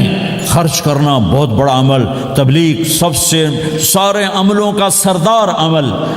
تبلیغ سے بڑا کوئی کام ہوتا تو اللہ نبیوں کو دیتا. اگر تبلیغ سے بڑھ کر کوئی کام ہوتا تو اللہ نبیوں کو دیتا. گشت سے بڑھ کر کوئی محنت ہوتی تو اللہ نبیوں کو دیتا. 950 سال نوح علیہ السلام گشتی کر رہے ہیں. اور اللہ کی مان لو، اللہ کی مان لو. اتنا عظیم عمل کا میرے نبی درمیانہ. نماز سب سے بڑی عبادت، میرے نبی درمیانہ کام. لیکن جب میرے نبی نے اخلاق اچھے کیے، دشمن کو معاف کرنا، یہ اخلاق آج مٹ چکے ہیں. مردوں سے، عورتوں سے، علم والوں سے، خانقاہ والوں سے، تبلیغ والوں سے، سب زیرو ہوئے پڑے ہیں. جب تک یہ اخلاق زندہ نہیں ہوتے، اسلامی زندگی قائم نہیں ہو سکتی، اسلامی معاشرت قائم نہیں ہو سکتی. اور دین 2 چیزوں سے آگے پھیلتا ہے، ایک دعوت اور ایک اخلاق. دعوت اور اخلاق. دعوت نہیں ہوگی تو اخلاق وہیں پڑے رہ جائیں گے. اخلاق نہیں ہوں گے تو دعوت کوئی قبول نہیں کرے. میرے نبی نے کتنے معجزے دکھائے مکے میں، نہیں کلمہ پڑھا. بدر میں ان کے 70 مارے گئے، فرشتوں کو دیکھا، جبریل کے گھوڑے کی آواز سنی، کلمہ نہیں پڑھا. خندق میں شکست ہوئی، کلمہ نہیں پڑھا. پانی نکلتے دیکھا انگلیوں سے، کلمہ نہیں پڑھا. ایک بکرے کا ایک بازو پکایا، ایک بازو بکرے کا، ایک اگلا جو بازو ہوتا، اور 40 آدمیوں نے کھانا کھایا اور ایک بوٹی کم نہیں ہوئی. کلمہ نہیں پڑھا. لیکن جب میرے نبی نے کہا جاؤ معاف کیا تو سارے ہی کلمہ پڑھ گئے کہ واقعہ یہ اخلاق نبی کے ہو سکتے. حنین کی جنگ میں جب بھاگے لوگ، شکست ہوئی تو ایک صحابی کا بھاگتے ہوئے پاؤں ہمارے نبی کے پاؤں پر آیا. اور جوتا سخت تھا تو آپ نے کہا اوجعتنی، اور آپ کے ہاتھ میں چھڑی تھی، آپ نے اس کو یوں ماری، کہا اوجعتنی، ارے تو نے مجھے کتنا زیادہ درد پہنچایا، دکھ پہنچایا. وہ بیچارے پگھل کے رہ گئے اور پریشان ہو گئے. اور فرماتے ہیں سارا دن میں پریشان، ساری رات پریشان کہ اللہ کے نبی کو میں نے تکلیف پہنچائی، اب میرا کیا بنے گا. اگلا دن ہوا تو اعلان ہو رہا تھا بھائی جس کا پاؤں نبی کے پاؤں پہ آیا تھا اس کو اللہ کے نبی بلا رہے ہیں. تو صحابی کہنے لگے میں نے سمجھا بس اب میری تو دنیا بھی گئی اور آخرت بھی گئی، اب میرے اوپر کیس بنے گا اور مجھے ڈانٹ ڈپٹ بھی ہوگی، میرا کتنا بڑا گھاٹا نقصان ہوگا۔ یہ حاضر ہوئے ڈرتے ڈرتے، تو آپ نے فرمایا میرے بھائی کل میں نے تمہیں چھڑی ماری تھی، وہ مجھے معاف کر دینا، اور یہ 80 اونٹ تمہیں ہدیہ دیتا ہوں، 80 کیملز یعنی 80 پراڈو، 80 رینج روور کا یہ میری طرف سے تمہیں ہدیہ ہے۔ وہ حیران پریشان، یہ میرے نبی کے اخلاق ہیں، یہ میرے نبی کے اخلاق ہیں۔ کانٹے بچھانے والی نے 4 دن آنا چھوڑ دیا، بیمار ہو گئی تھی، تو آپ نے کہا کیا بات ہے، وہ ہمارے راستے میں اب کانٹے کوئی نہیں ہیں؟ کہا یہ وہ بیمار پڑی ہے جو کانٹے بچھاتے تھے۔ تو آپ اس کے گھر چلے گئے، ماں جی خیریت تو ہے، آپ ٹھیک تو ہیں؟ کہا بیٹا مجھے کلمہ پڑھا دے، بس تیرے اخلاق نے مجھے فتح کر لیا ہے۔ میرے بھائیوں یہ چیپٹر بھول چکے ہیں، بھول چکے ہیں، بھول چکے ہیں۔ جب تک یہ چیپٹر زندہ نہیں ہوگا، زندگی اسلامی نہیں بنے گی، معاشرہ اسلامی نہیں بنے گا، اور آگے قوموں کے لیے اسلام کا دروازہ نہیں کھلے گا۔ ہمیں معاف کرنا آتا ہو، ہمیں گالی دینے والے کو دعا دینا آتا ہو، غیبت کرنے والے کی تعریف آتی ہو، اور غیبت کرنے سے، غیبت سننے سے اپنے آپ کو ایسے بچاؤ جیسے زہر سے بچاتے ہو، اسے آگ سے بچاتے ہو۔ ایک دوسرے کو نفرت کا بول نہ بولو، ورنہ ساری زندگی تباہ و برباد ہو جائے گی۔ میرے رب کی قسم، میرے نبی نے کہا ایک زبان کا بول انسان بولتا ہے اور جہنم کی گہرائیوں میں گر جاتا ہے، اور ایک زبان کا بول انسان بولتا ہے اور جنت کے درجات پر چڑھ جاتا ہے۔ یہ زبان بہت طاقتور چیز ہے، میں ہر بیان میں اس کو دہرا رہا ہوں کہ جتنا یہ عمل ختم ہو چکا ہے اتنا کوئی عمل بھی نہیں ختم ہوا ہے۔ میرے نبی نے فرمایا معاذ تمہیں سارے دین کا خلاصہ بتاؤں؟ معاذ الا انبئک بملاک ھذا کلہ، میں تمہیں پورے دین کا خلاصہ بتاؤں؟ کون معاذ؟ کون معاذ جس کے ہاتھ میں علماء کا جھنڈا ہوگا؟ کون معاذ؟ میں ابھی مئی میں ان کے اردن اجتماع میں گیا، آگے ان کے اربد میں گئے، آگے وہاں ان کا مقبرہ ہے 18 کلومیٹر۔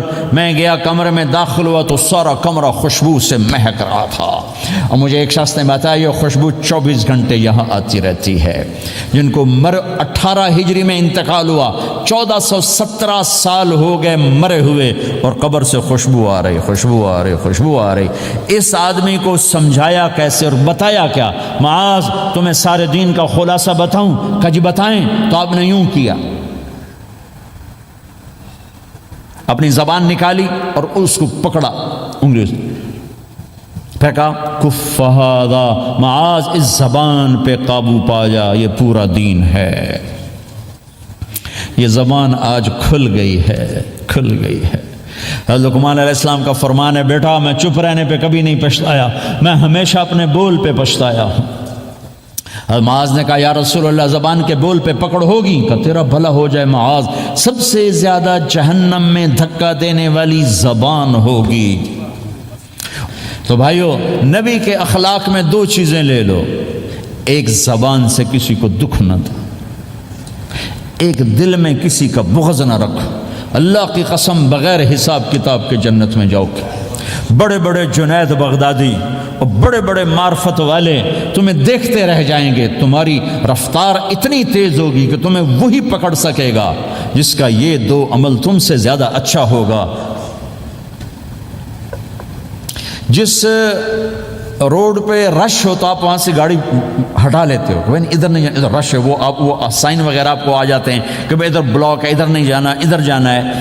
تو جہاں روڈ پہ رش ہوتا ہے تو قیمتی سے قیمتی گاڑی کی رفتار بھی آہستہ ہو جاتی ہے، اور جہاں روڈ خالی ہوتا ہے تو پرانی گاڑی بھی بھاگے جا رہی ہوتی ہے۔ ہمارے یہاں پرانی گاڑی ہوتی ہے نا، پرانی بسوں کے پیچھے لکھا ہوتا ہے نہ انجن کی خوبی نہ ڈرائیور کا کمال، خدا کے سہارے چلی جا رہی ہے۔ اور جس کے پاس ایسی گاڑی ہو نہ انجن کی خوبی نہ ڈرائیور کا کمال، تو اگر اس کو روڈ خالی مل جائے تو وہ تو مرسیڈیز والے سے پہلے پہنچے گا، رینج روور والے سے پہلے پہنچے گا، بینٹلی والے سے پہلے پہنچے گا، رولز رائس والے سے پہلے پہنچے گا، جو وہ تو پھنسی کھڑی اور اس کا روڈ ہی خالی ہے۔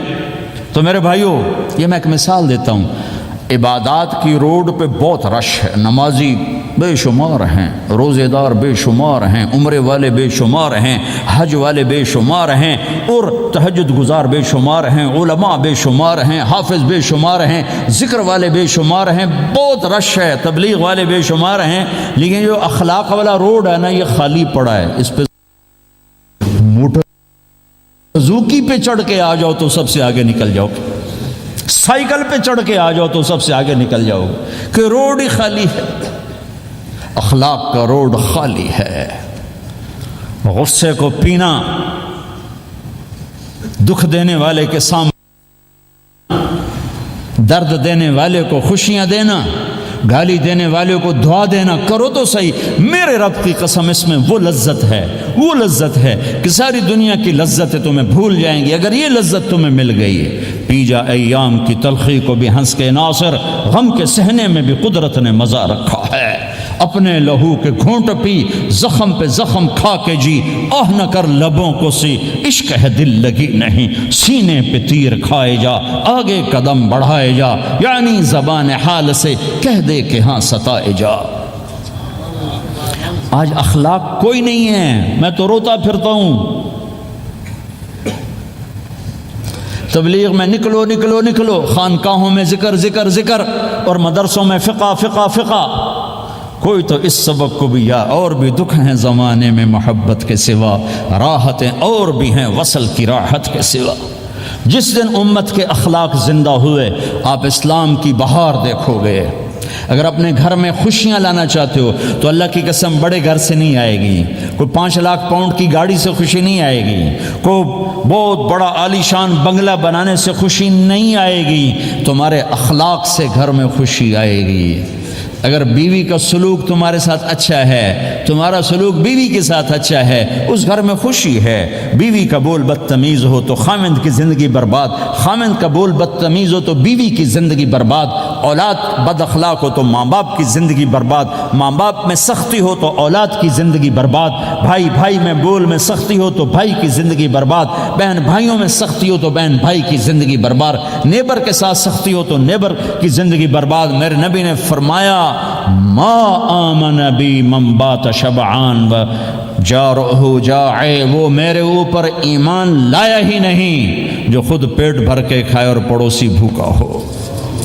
واللہ لا یؤمن، واللہ لا یؤمن، واللہ لا یؤمن، 3 دفعہ اللہ کی قسم ایمان والا نہیں، اللہ کی قسم ایمان والا نہیں، اللہ کی قسم ایمان والا نہیں۔ کون یا رسول اللہ؟ کہ الذی لا یأمن جارہ بوائقہ، جو پڑوسیوں کو تنگ کرے وہ ایمان والا نہیں ہے۔ میرے بھائیوں یہ چیپٹر مٹ چکا ہے، کہیں نہیں دیکھنے کو ملتا ہے۔ ایسا نہیں کہ دنیا خالی ہو گئی ہے، لیکن 1 کروڑ میں 1 ملا تو کیا ملا، 1 کروڑ میں بھی 1 نہیں ملتا۔ میں بڑے لمبے سفر کر کر کے اس نتیجے پر پہنچا ہوں کہ 1 کروڑ مسلمان اکٹھے کروں، اس میں لاکھوں تہجد گزار ہوں گے، لاکھوں 5 وقت کے نمازی ہوں گے، اس میں لاکھوں عمرے حج کرنے والے ہوں گے، اس میں لاکھوں علماء حفاظ ہوں گے، لیکن شاید اخلاق والا ایک بھی نہ۔ اپنی زندگی کو اگر سکھ دینا ہے، چیزوں کے پیچھے نہ دوڑو، اخلاق بناؤ۔ مقدر کی چیزیں ملیں گی، کمائیوں میں حلال لاؤ، حرام سے بچو، سچ پہ آؤ، جھوٹ سے بچو، دھوکہ نہ دو کسی کو، ورنہ زندگی ویران ہو جائے گی۔ ٹیکس بچانے کے لیے جھوٹ نہ بولو، ورنہ دل کالا ہو جائے گا۔ جھوٹ پیسے کی خاطر، لعنت ہے اس دولت پر، لعنت ہے اس ملک پر۔ ہے کیا مثالیں اس امت نے قائم کی ہیں، اچھوں سے برے، بروں سے اچھے ہمیشہ پیدا ہوتے چلے آئے۔ یزید فاسق، فاجر، ظالم، 3 بر اعظم کی حکومت چھوڑ کے مر رہا ہے، 34 سال کی عمر، اور بعض آتا ہے 38 سال کی عمر، 40 سال کو نہیں پہنچا، 40 سال سے پہلے مر گیا۔ اس کا بیٹا معاویہ بن یزید رضی اللہ تعالی عنہ، 3 بر اعظم کی حکومت، 3 بر اعظم کی حکومت، 40 دن حکومت کی، 40 دن پھر اپنے سارے خاندان کو اکٹھا کیا اور کہا دیکھو لوگو، جس حکومت کے نیچے حسین کا خون گرا ہو میں اس حکومت پہ لعنت بھیجتا ہوں۔ یہ ہے تمہاری حکومت، جس کو مرضی دے دو، مجھے نہیں چاہیے۔ 3 بر اعظم کی حکومت چھوڑ دی صرف 22 سال کی عمر میں، 22 سال کی بھرپور جوانی کی عمر میں حکومت کو لات مار دی۔ میں چند پاؤنڈ کے لیے سچ کو لات مار دوں؟ میں چند پاؤنڈ کے لیے انسانوں کو دھوکہ دوں؟ تو بھائیو سچ کے عادی بنو۔ بڑا عالی خلق ہے سچ بولنا، بڑے عالی اخلاق ہیں لوگوں کو نفع پہنچانا، لوگوں کے سامنے میٹھا بنو، کڑواہٹ اندر رکھو، مٹھاس تقسیم کرو، پوری دنیا میں دین زندہ ہوگا۔ اس نقل و حرکت، یہ دعوت کی نقل و حرکت، میں بولٹن میں آج سے 31 سال پہلے بھی آیا تھا۔ 20 آدمی نہیں اکٹھے کر سکے تھے ہم، سارے دن کے گشتوں کے بعد۔ ایک گرجا مسجد تھا اس وقت، تو ہم کو 50 آدمی اکٹھے نہیں کر سکے تھے۔ آئیے ہزاروں کا مجمع ہے، اس کے پیچھے پتہ نہیں کتنی محنتیں ہوئی ہیں، تب جا کر یہ رنگ بنا ہے، اس لیے کہ شکل بنی ہے، اس میں رنگ بھرنے کی ضرورت ہے، اور وہ ہے میرے نبی کے اخلاق، میرے نبی کی مبارک زندگی، جس میں درگزر، جس میں معاف کرنا، جس میں میٹھا بول، جس میں چھوٹا بن جانا اور دوسرے کو بڑا بنانا، جس میں سچ بولنا، جس میں دھوکے سے بچنا، یہ مسلمان کی شان ہے۔ تو ہمارے تو نوجوان یہاں کی لڑکیوں کو دھوکہ دیتے ہیں، پیپر بنانے کے لیے یہاں کی لڑکیوں سے شادی کرتے ہیں، ان کی زندگیاں برباد کر دیتے ہیں، اپنا ایمان خراب کرتے ہیں، ان کی زندگی خراب کرتے ہیں۔ مسلمان ہی دھوکے باز بن جائے تو لوگوں کو راہبر کون بنے گا؟ تو میرے بھائیوں اللہ اس کے رسول کو ڈھونڈنے کے لیے یہ تبلیغ کی محنت ہے، در در پھرو، اور یہ 2 باتیں بن جائیں، ایک ہماری عبادات ٹھیک ہو جائے، ایک ہمارے اخلاق ٹھیک ہو جائے۔ اس کو لے کر جب ہم پھریں گے تو اللہ کے فضل سے ایک لہر چلے گی جو دنیا کے ہر آخری کونے تک پہنچے گی، ہر گھر کو اللہ تعالیٰ توحید کے نور سے روشن کر دے گا۔ اس کے لیے ہم وقت مانگتے ہیں کہ یہ ایک زندگی ہے جو میرے 1.25 گھنٹے کی تقریر سے 1.5 گھنٹے کی تقریر سے قابو میں نہیں آئے گی۔ اس کو سیکھنے کے لیے وقت مانگتے ہیں۔ نکلو میرے بھائیوں، اور آج تک جو اللہ پاک کے ساتھ، اللہ کے رسول کے ساتھ کوئی جنگ کی، اس سے صلح کر لو، کسی سے لڑے ہوئے ہو فوراً صلح کر لو، اس کو بھی منا لو، اس سے بھی مان جاؤ، کسی سے روٹھے نہ رہو، کسی سے قطع تعلق نہ کرو، سب سے سلام کرو، دل کو صاف رکھو۔ ابو دجانہ جیسی ہستی فرماتے ہیں کہ میری بخشش کا عمل یہ ہے کہ زبان سے دکھ نہیں دیا، دل میں بغض کوئی نہیں، اور وہ کہتے ہیں یہ میرا سب سے بڑا عمل ہے۔ یہ اپنے نبی کے اخلاق میں 2 باتیں لے لیں، اس زبان سے کسی کو دکھ نہ پہنچے، دل میں کتنا ہی لوگ ستائیں، بغض نہ رکھو، صاف کرو، دھو دو، اور فرائض میں نماز چھوٹے نہیں، اور پھر اس کو لے کر یہ امت پھرے، چونکہ اس امت کا کام بیٹھنا نہیں ہے، اس امت کا اجتماعی جرم ہے کہ انہوں نے اللہ کے دین کے لیے پھرنا چھوڑ دیا، اس امت کی اجتماعی خطا ہے کہ انہوں نے اللہ کے پیغام کو آگے پہنچانا اس کو اپنا کام نہ سمجھا، اس کے لیے پھرنا چھوڑ دیا تو اپنے بھی ہاتھوں سے نکل گئے، پرائے تو پہلے ہی پرائے تھے۔ تو میرے بھائیوں اس کے لیے نیت کرو، ارادے کرو۔ جو بھائی یہ تیار ہوں 1 دسمبر کے آخر تک تو وہ کھڑے ہو کر ذرا اپنے ناموں کا اظہار فرما دیں، اور یہ جو چھٹیاں آ رہی یہ ساری چھٹیاں لگانے کے لیے جو نوجوان تیار ہوں وہ بھی کھڑے ہو کے اپنی شکلیں زیارت کروا دیں، اللہ بھی راضی ہو جائے، اللہ کا نبی بھی راضی ہو جائے۔ جلدی سے کھڑے ہو کر بتا دیں، فرمائیں جی۔ ہمت کر کے فرمائے بے ماشاءاللہ، اپنے نام لکھوائے ماشاءاللہ۔ بولو بھائی، یہ چھٹیاں تو ماشاءاللہ ہوتی ہیں، اس میں نوجوانوں کو نکلنا چاہیے۔ اکثر نوجوان بیٹھے ہیں، اٹھو بھائی۔ جی بھائی ہمت فرمائے بے ماشاءاللہ۔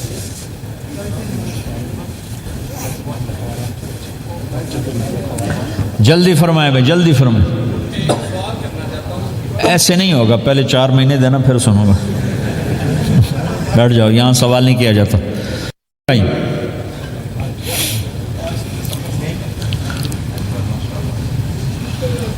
جلدی سے بتائیں بھائی، جلدی سے بتائیں بھائی۔ ان چھٹیوں میں کون نکلے گا اللہ کے راستے میں؟ ان چھٹیوں میں جو نوجوان تیاروں کھڑے ہو جائیں، ان چھٹیوں میں جو تیار ہیں چھٹیاں لگانے کے وہ کھڑے ہو جائیں، چھٹیاں اللہ کے راستے میں۔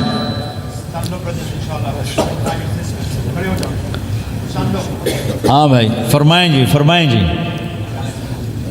بھائی، اور آپ کے لیے آسان کر دیتا ہوں، آج کیا تاریخ ہے بھائی؟ 22 نومبر۔ اگلے سال 22 نومبر تک اللہ زندگی رکھے، جو بھائی چلے 4 مہینے کے لیے تیار ہوں وہ کھڑے ہو جائیں، ایک سال کے اندر انشاءاللہ ہم جائیں گے، وہ بھائی کھڑے ہو جائیں، ایک سال کے اندر انشاءاللہ ہم نے جانا ہے، ترتیب بنانی ہے، وہ کھڑے ہو جائیں۔ زندگی میں جو کہیں گے ہم نکلیں گے وہ بھی کھڑے ہو جائیں۔ چلو سارے بیریئر ہٹا دیتا ہوں، لو بھائی سب کی تشکیل ہو، بیٹھ جاؤ بھائی، ماشاءاللہ بیٹھ جاؤ بھائی، بیٹھ جاؤ بھائی، بیٹھ جاؤ بھائی۔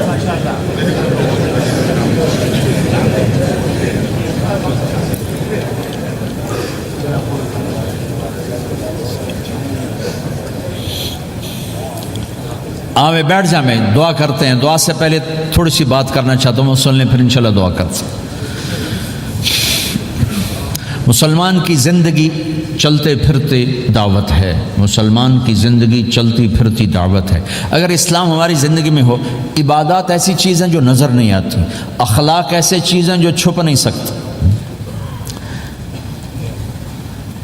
اخلاق ایک ایسی صفت ہے جس کو آپ چھپا نہیں سکتے، بد اخلاقی ایسی برائی ہے جس کو آپ چھپا نہیں سکتے۔ شراب تو چھپ سکتی ہے، اندر کمرے میں بیٹھ کے پی لے، روزہ چھپ سکتا ہے، نہیں رکھا کسی کو کیا خبر، نماز بھی چھپ جاتی، نہیں خبر پڑھی ہے کہ نہیں پڑھی، لیکن برے اخلاق بھی نہیں چھپتے اور اچھے اخلاق بھی نہیں چھپتے۔ ایک اچھے اخلاق خوشبو کی طرح مہکتے ہیں اور برے اخلاق گندگی طرح بدبو چھوڑتے ہیں۔ ہمارا معاشرہ اسلامی اس وقت بنے گا جب ہمارے اخلاق عالی ہوں گے، تو یہ نقل و حرکت اس کو طاقت پہنچائے گی۔ یہ گھر بیٹھنے سے چیز نہیں آئے گی بھائی، پھرنا پڑے گا، دھکے کھانے پڑیں گے، لیکن ان دھکوں میں بھی اللہ نے بڑی لذت رکھی ہے، بہت عجب نشہ ہے اس کا۔ جنید جمشید مجھے پہلی دفعہ ملا 97، جب وہ بہت بڑا اس وقت تھا، وہ لیجنڈ گلوکار، تو اس نے مجھ سے کہا کہ مولانا جس گلیمر کو پاکستانی نوجوان خوابوں میں دیکھتے ہیں وہ گلیمر مجھے فزیکلی حاصل ہے، لیکن میرے اندر اندھیرا ہے، روشنی نہیں، خالی ہے۔ کیوں؟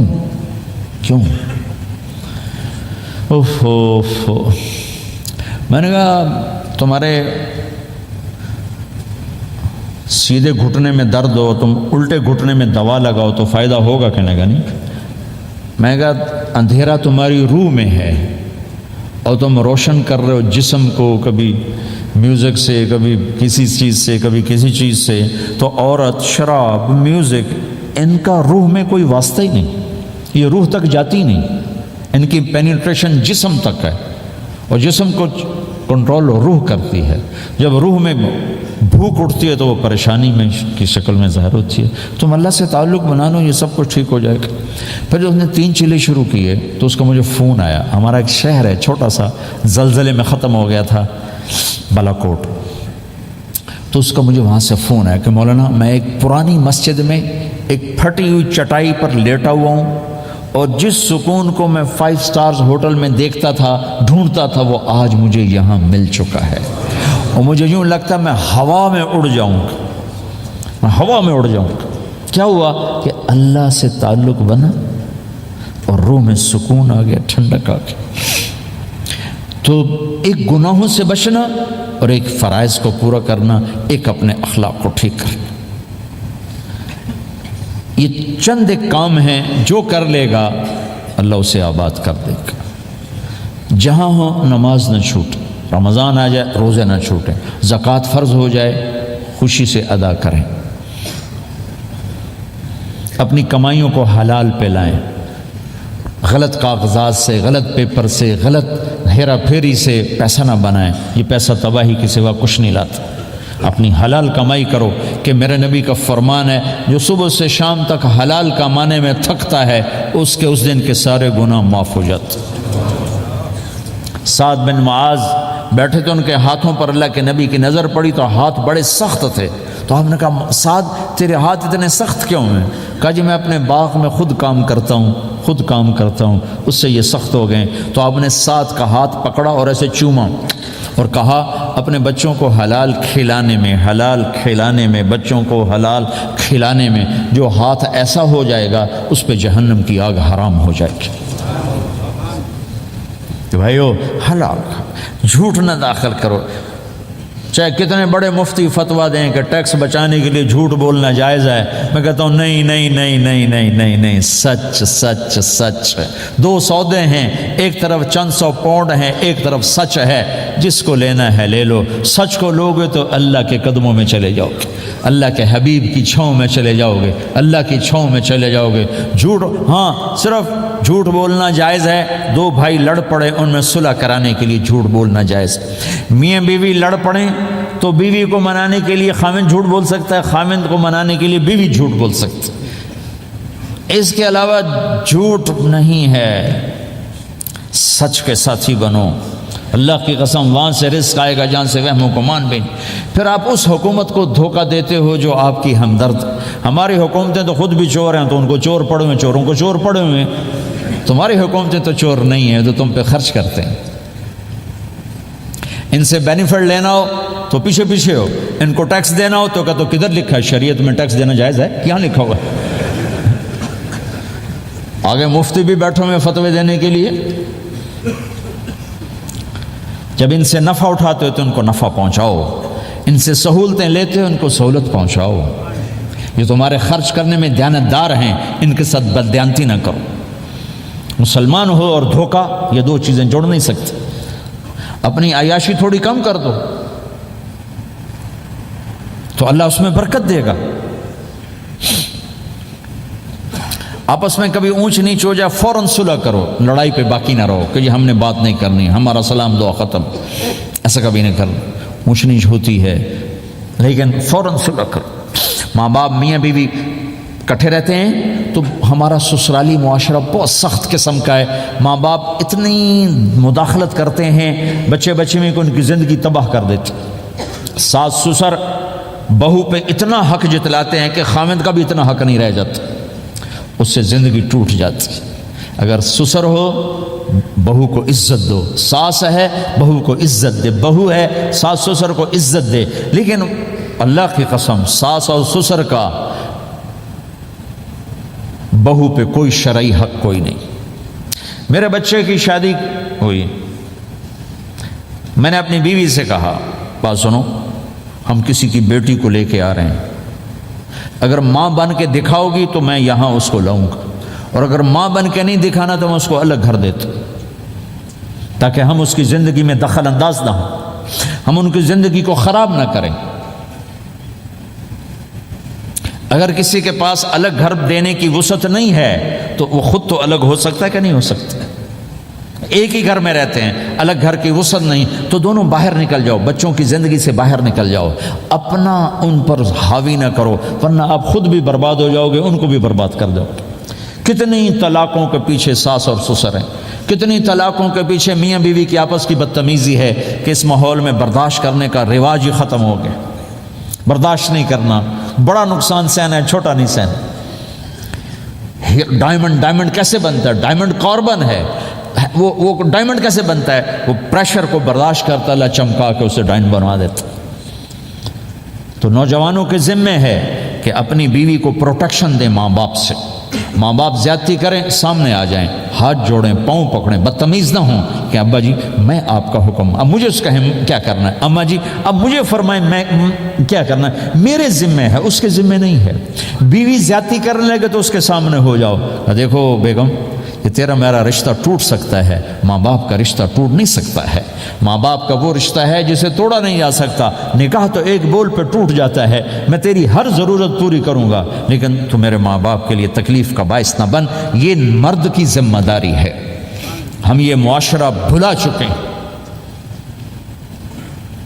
ہمارے پڑوسی ذمہ دار تھے، ان کے بچے کے نکاح میں گیا تو وہ مجھ سے کہنے لگے مولانا میری بیگم نے مجھ سے کہا کہ دیکھو ہم زندگی گزار چکے ہیں، اب یہ بچے زندگی شروع کرنے لگے ہیں، تو پہلے میرے بیٹے کے لیے الگ گھر بنا اور اس کی بیوی کی ڈولی کو وہاں لے کے آ، میرے گھر میں نہ لانا کہ ایسا نہ ہو ہم میاں بیوی بچوں کی زندگی خراب کر دیں۔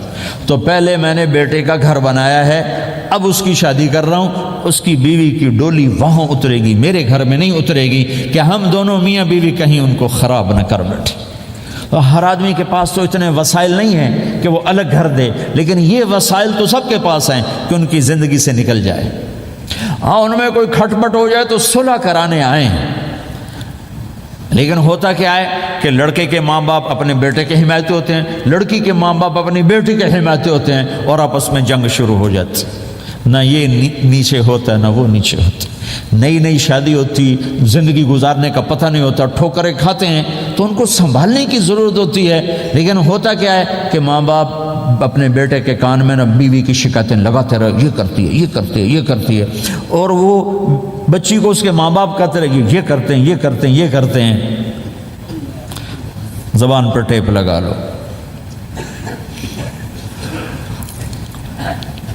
تو آپ کی زندگی روشن ہو جائے گی، آپ کا جیون خوبصورت ہو جائے گا۔ اور کبھی اونچ نیچ ہو جائے تو معافی مانگو، فوراً معافی مانگو۔ میاں بیوی لڑ پڑیں اور پھر صلح کر لیں تو اللہ کو یہ عمل اتنا پسند ہے کہ ان کی صلح پر پچھلے سارے گناہ ان کے معاف کر دیتے۔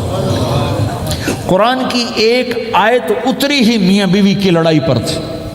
ایک خامد اپنی بیوی پہ بڑے ناراض ہو گئے، مسجد میں بیٹھے بیٹھے انہوں نے نیت کی گھر جاؤں گا اور بیوی کی ٹھکائی کروں گا۔ یہ انہوں نے نیت کی، مسجد میں بیٹھے بیٹھے نیت کی گھر جاؤں گا، میں انہوں چنگا لتر پھیرنا ہے۔ میرے اللہ تو آسمان زمین اللہ کے لیے تو سب برابر ہے دیکھنا۔ تو اللہ پاک نے اسی وقت قرآن اتارا، اسی وقت یا ایھا الذین آمنوا ان من ازواجکم و اولادکم عدوا لکم فاحذروہم۔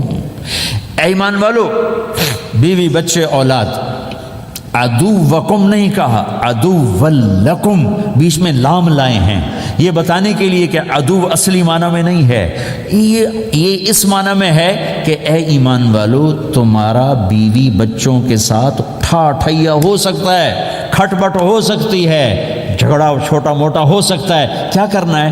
فاحذروہم، اس سے بچنا ہے، بڑھانا نہیں، بچنا ہے۔ کیسے بچنا ہے؟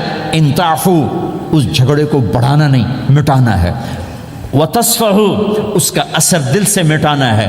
وتغفروا، پھر دوسرے کو معاف کرنا ہے۔ یہ تین کام میاں بیوی کرو، اگلا میں کروں گا، فإن اللہ غفور الرحیم، تمہارے پچھلے میں سارے معاف کر دوں۔ تو اگر اس مجمع میں کوئی بیوی سے لڑا بیٹھا ہے تو جاتے جا کے صلح کر، کوئی ماں باپ سے لڑا بیٹھا ہے تو جاتے جا کے صلح کر لے، کوئی ماں باپ بچوں سے ناراض ہیں جا کے خود مان جائیں۔ اس ماحول میں بچوں کو پیار سے لے کے چلنے کی ضرورت۔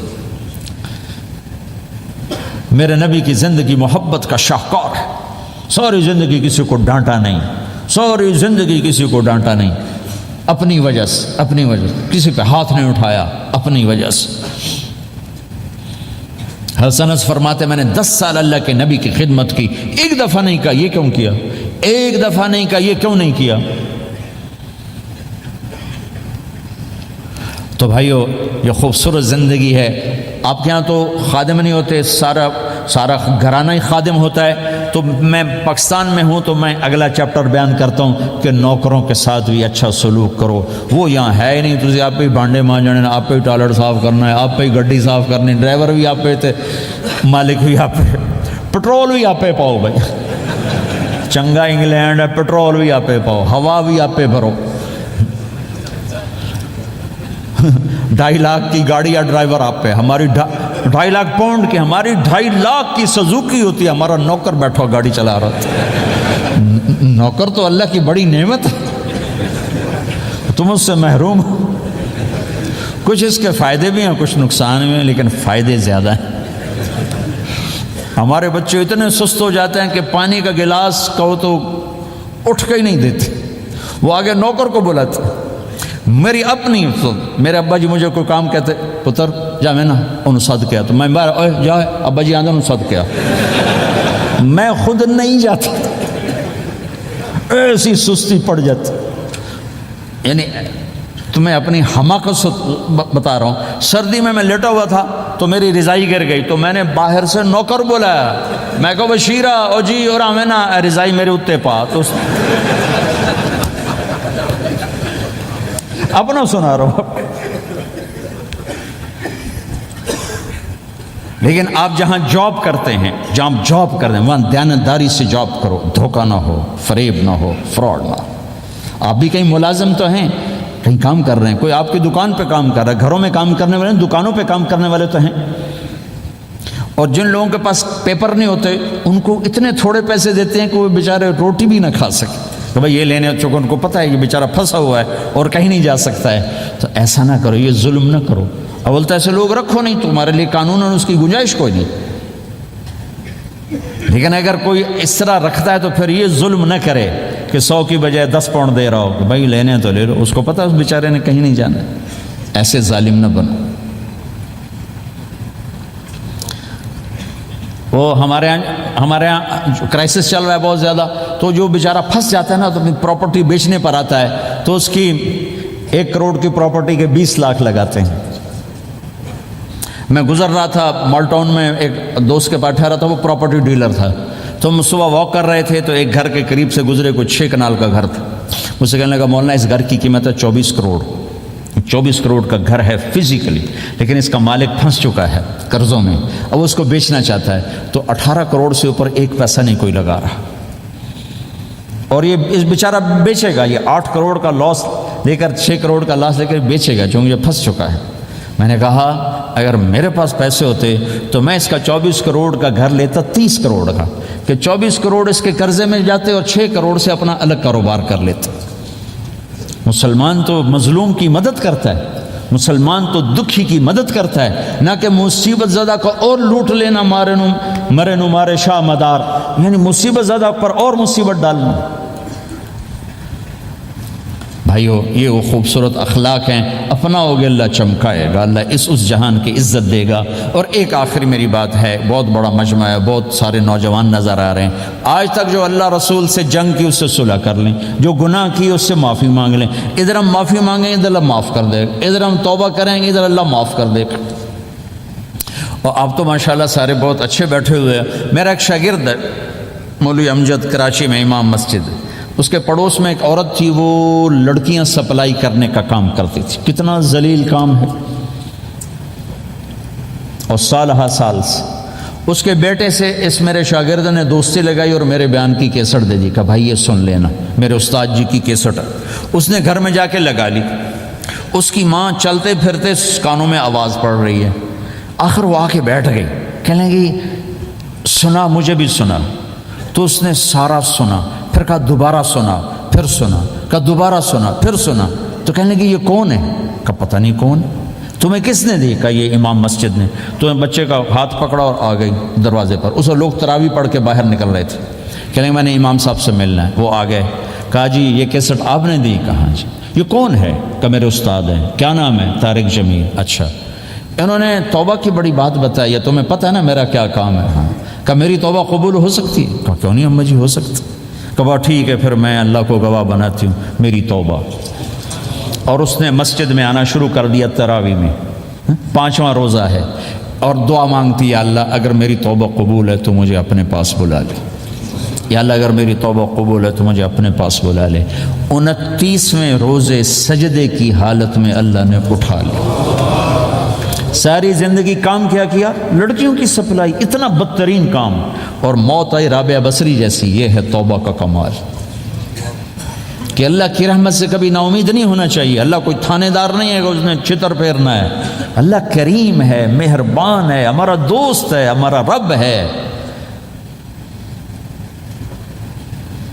تو جب کبھی خطا ہو فوراً توبہ کرو، فوراً توبہ کرو، انشاءاللہ ایک دن آئے گا کہ اللہ ہمیں اپنی توبہ پہ پکا کر دے گا۔ تو یہ نیت تو کرو سارے جتنے بیٹھے ہو، بوڑھے جوان، کہ پچھلے پر ہم توبہ کرتے ہیں۔ کرتے ہو نیت؟ کہو یا اللہ میری توبہ، پھر کہو یا اللہ میری توبہ، پھر کہو یا اللہ میری توبہ۔ اگر یہ آپ نے سچے دل سے کہا ہے تو آپ کو مبارک ہو، آپ کے سب گناہ معاف ہو گئے، سارے معاف ہو گئے۔ حقوق باقی ہیں، علماء سے پوچھ لینا ان کی ادائیگی کیسے کرنی ہے، گناہ سارے معاف ہو گئے۔ اور آئندہ اگر کبھی توبہ ٹوٹے تو پھر کر لینا، پھر کر لینا، پھر کر لینا، میرے رب کی رحمت پہ کوئی اثر نہیں پڑتا۔ لن تبلغوا ضری فتضرونی ولن تبلغوا نفعی فتنفعونی۔ یہ میرے رب کی صفت ہے۔ وہ کہتا میں نفع سے بھی پاک ہوں، نقصان سے بھی پاک ہوں، نہ کوئی مجھے نفع پہنچا سکتا ہے نہ کوئی نقصان پہنچا سکتا ہے۔ تو میرے گناہوں سے اس کو کیا گھاٹا پڑتا ہے؟ مجھے گھاٹا پڑتا ہے۔ لہٰذا جب بھی ہم معافی مانگیں گے وہ خوشی سے معاف کریں گے، جب بھی توبہ کریں گے خوشی سے قبول کریں گے، ٹھیک ہے نا؟ سارے نیت کرتے ہو؟ درود شریف پڑھو۔ اللہم لک الحمد کما انت اہلہ فصلی علی محمد کما انت اہلہ وافعل بنا ما انت اہلہ انک اہل التقوی و اہل المغفرہ۔ ربنا آتنا فی الدنیا حسنہ وفی الآخرۃ حسنۃ وقنا عذاب النار۔ یا اللہ ہم نے توبہ کی ہے، ہماری توبہ قبول فرما۔ یا اللہ اپنے فضل و کرم سے اس کو پختہ فرما، اپنی محبت دے، اپنے حبیب کی محبت دے، اپنے حبیب کی معرفت دے۔ اس سب نوجوانوں کو قبول فرما، اس پورے شہر میں بسنے والے اہل ایمان کو قبول فرما، اس مسجد مدرسے کو قبول فرما۔ یا اللہ پوری دنیا کے انسانوں کے لیے ہمیں ہدایت کا ذریعہ بنا، ہمیں ہدایت کا ذریعہ بنا، ہمیں ہدایت کا ذریعہ بنا۔ یا اللہ ہم سے راضی ہو جا، ہم سب سے راضی ہو جا۔ جو ہمارے اہل و عیال مر کے تیرے پاس چلے گئے ان کی بخشش فرما دے، جب ہمارے جانے کا وقت ہے تو ایمان پہ خاتمہ نصیب فرما۔ یا اللہ ہمیں بیماریوں سے نجات دے، دکھ دردوں سے نجات دے، قرضوں سے پریشانیوں سے نجات دے، ہمیں کشادہ زندگی عطا فرما، ہمیں حلال کشادہ رزق عطا فرما، جسمانی ایمانی صحت مقدر فرما، ہر قسم کے دکھ درد ہمارے جسم سے چن لے، ہمیں عافیت صحت والی زندگی دے، اپنی اطاعت میں تھکنے والا بدن دے اور اپنے راستے میں خرچ کرنے والا مال دے، اور آپس میں الفت اور محبت دے، ہمارے اندر کے بغض نکال دے، حسد نکال دے، نفرتیں نکال دے، ہم سب سے راضی ہو جا اور ہمیں اپنے سے راضی کر لے۔ وصلی اللہ تعالی النبی الکریم، آمین برحمتک یا ارحم الراحمین۔ بھائی راستہ دے دینا، مسافہ نہ کر۔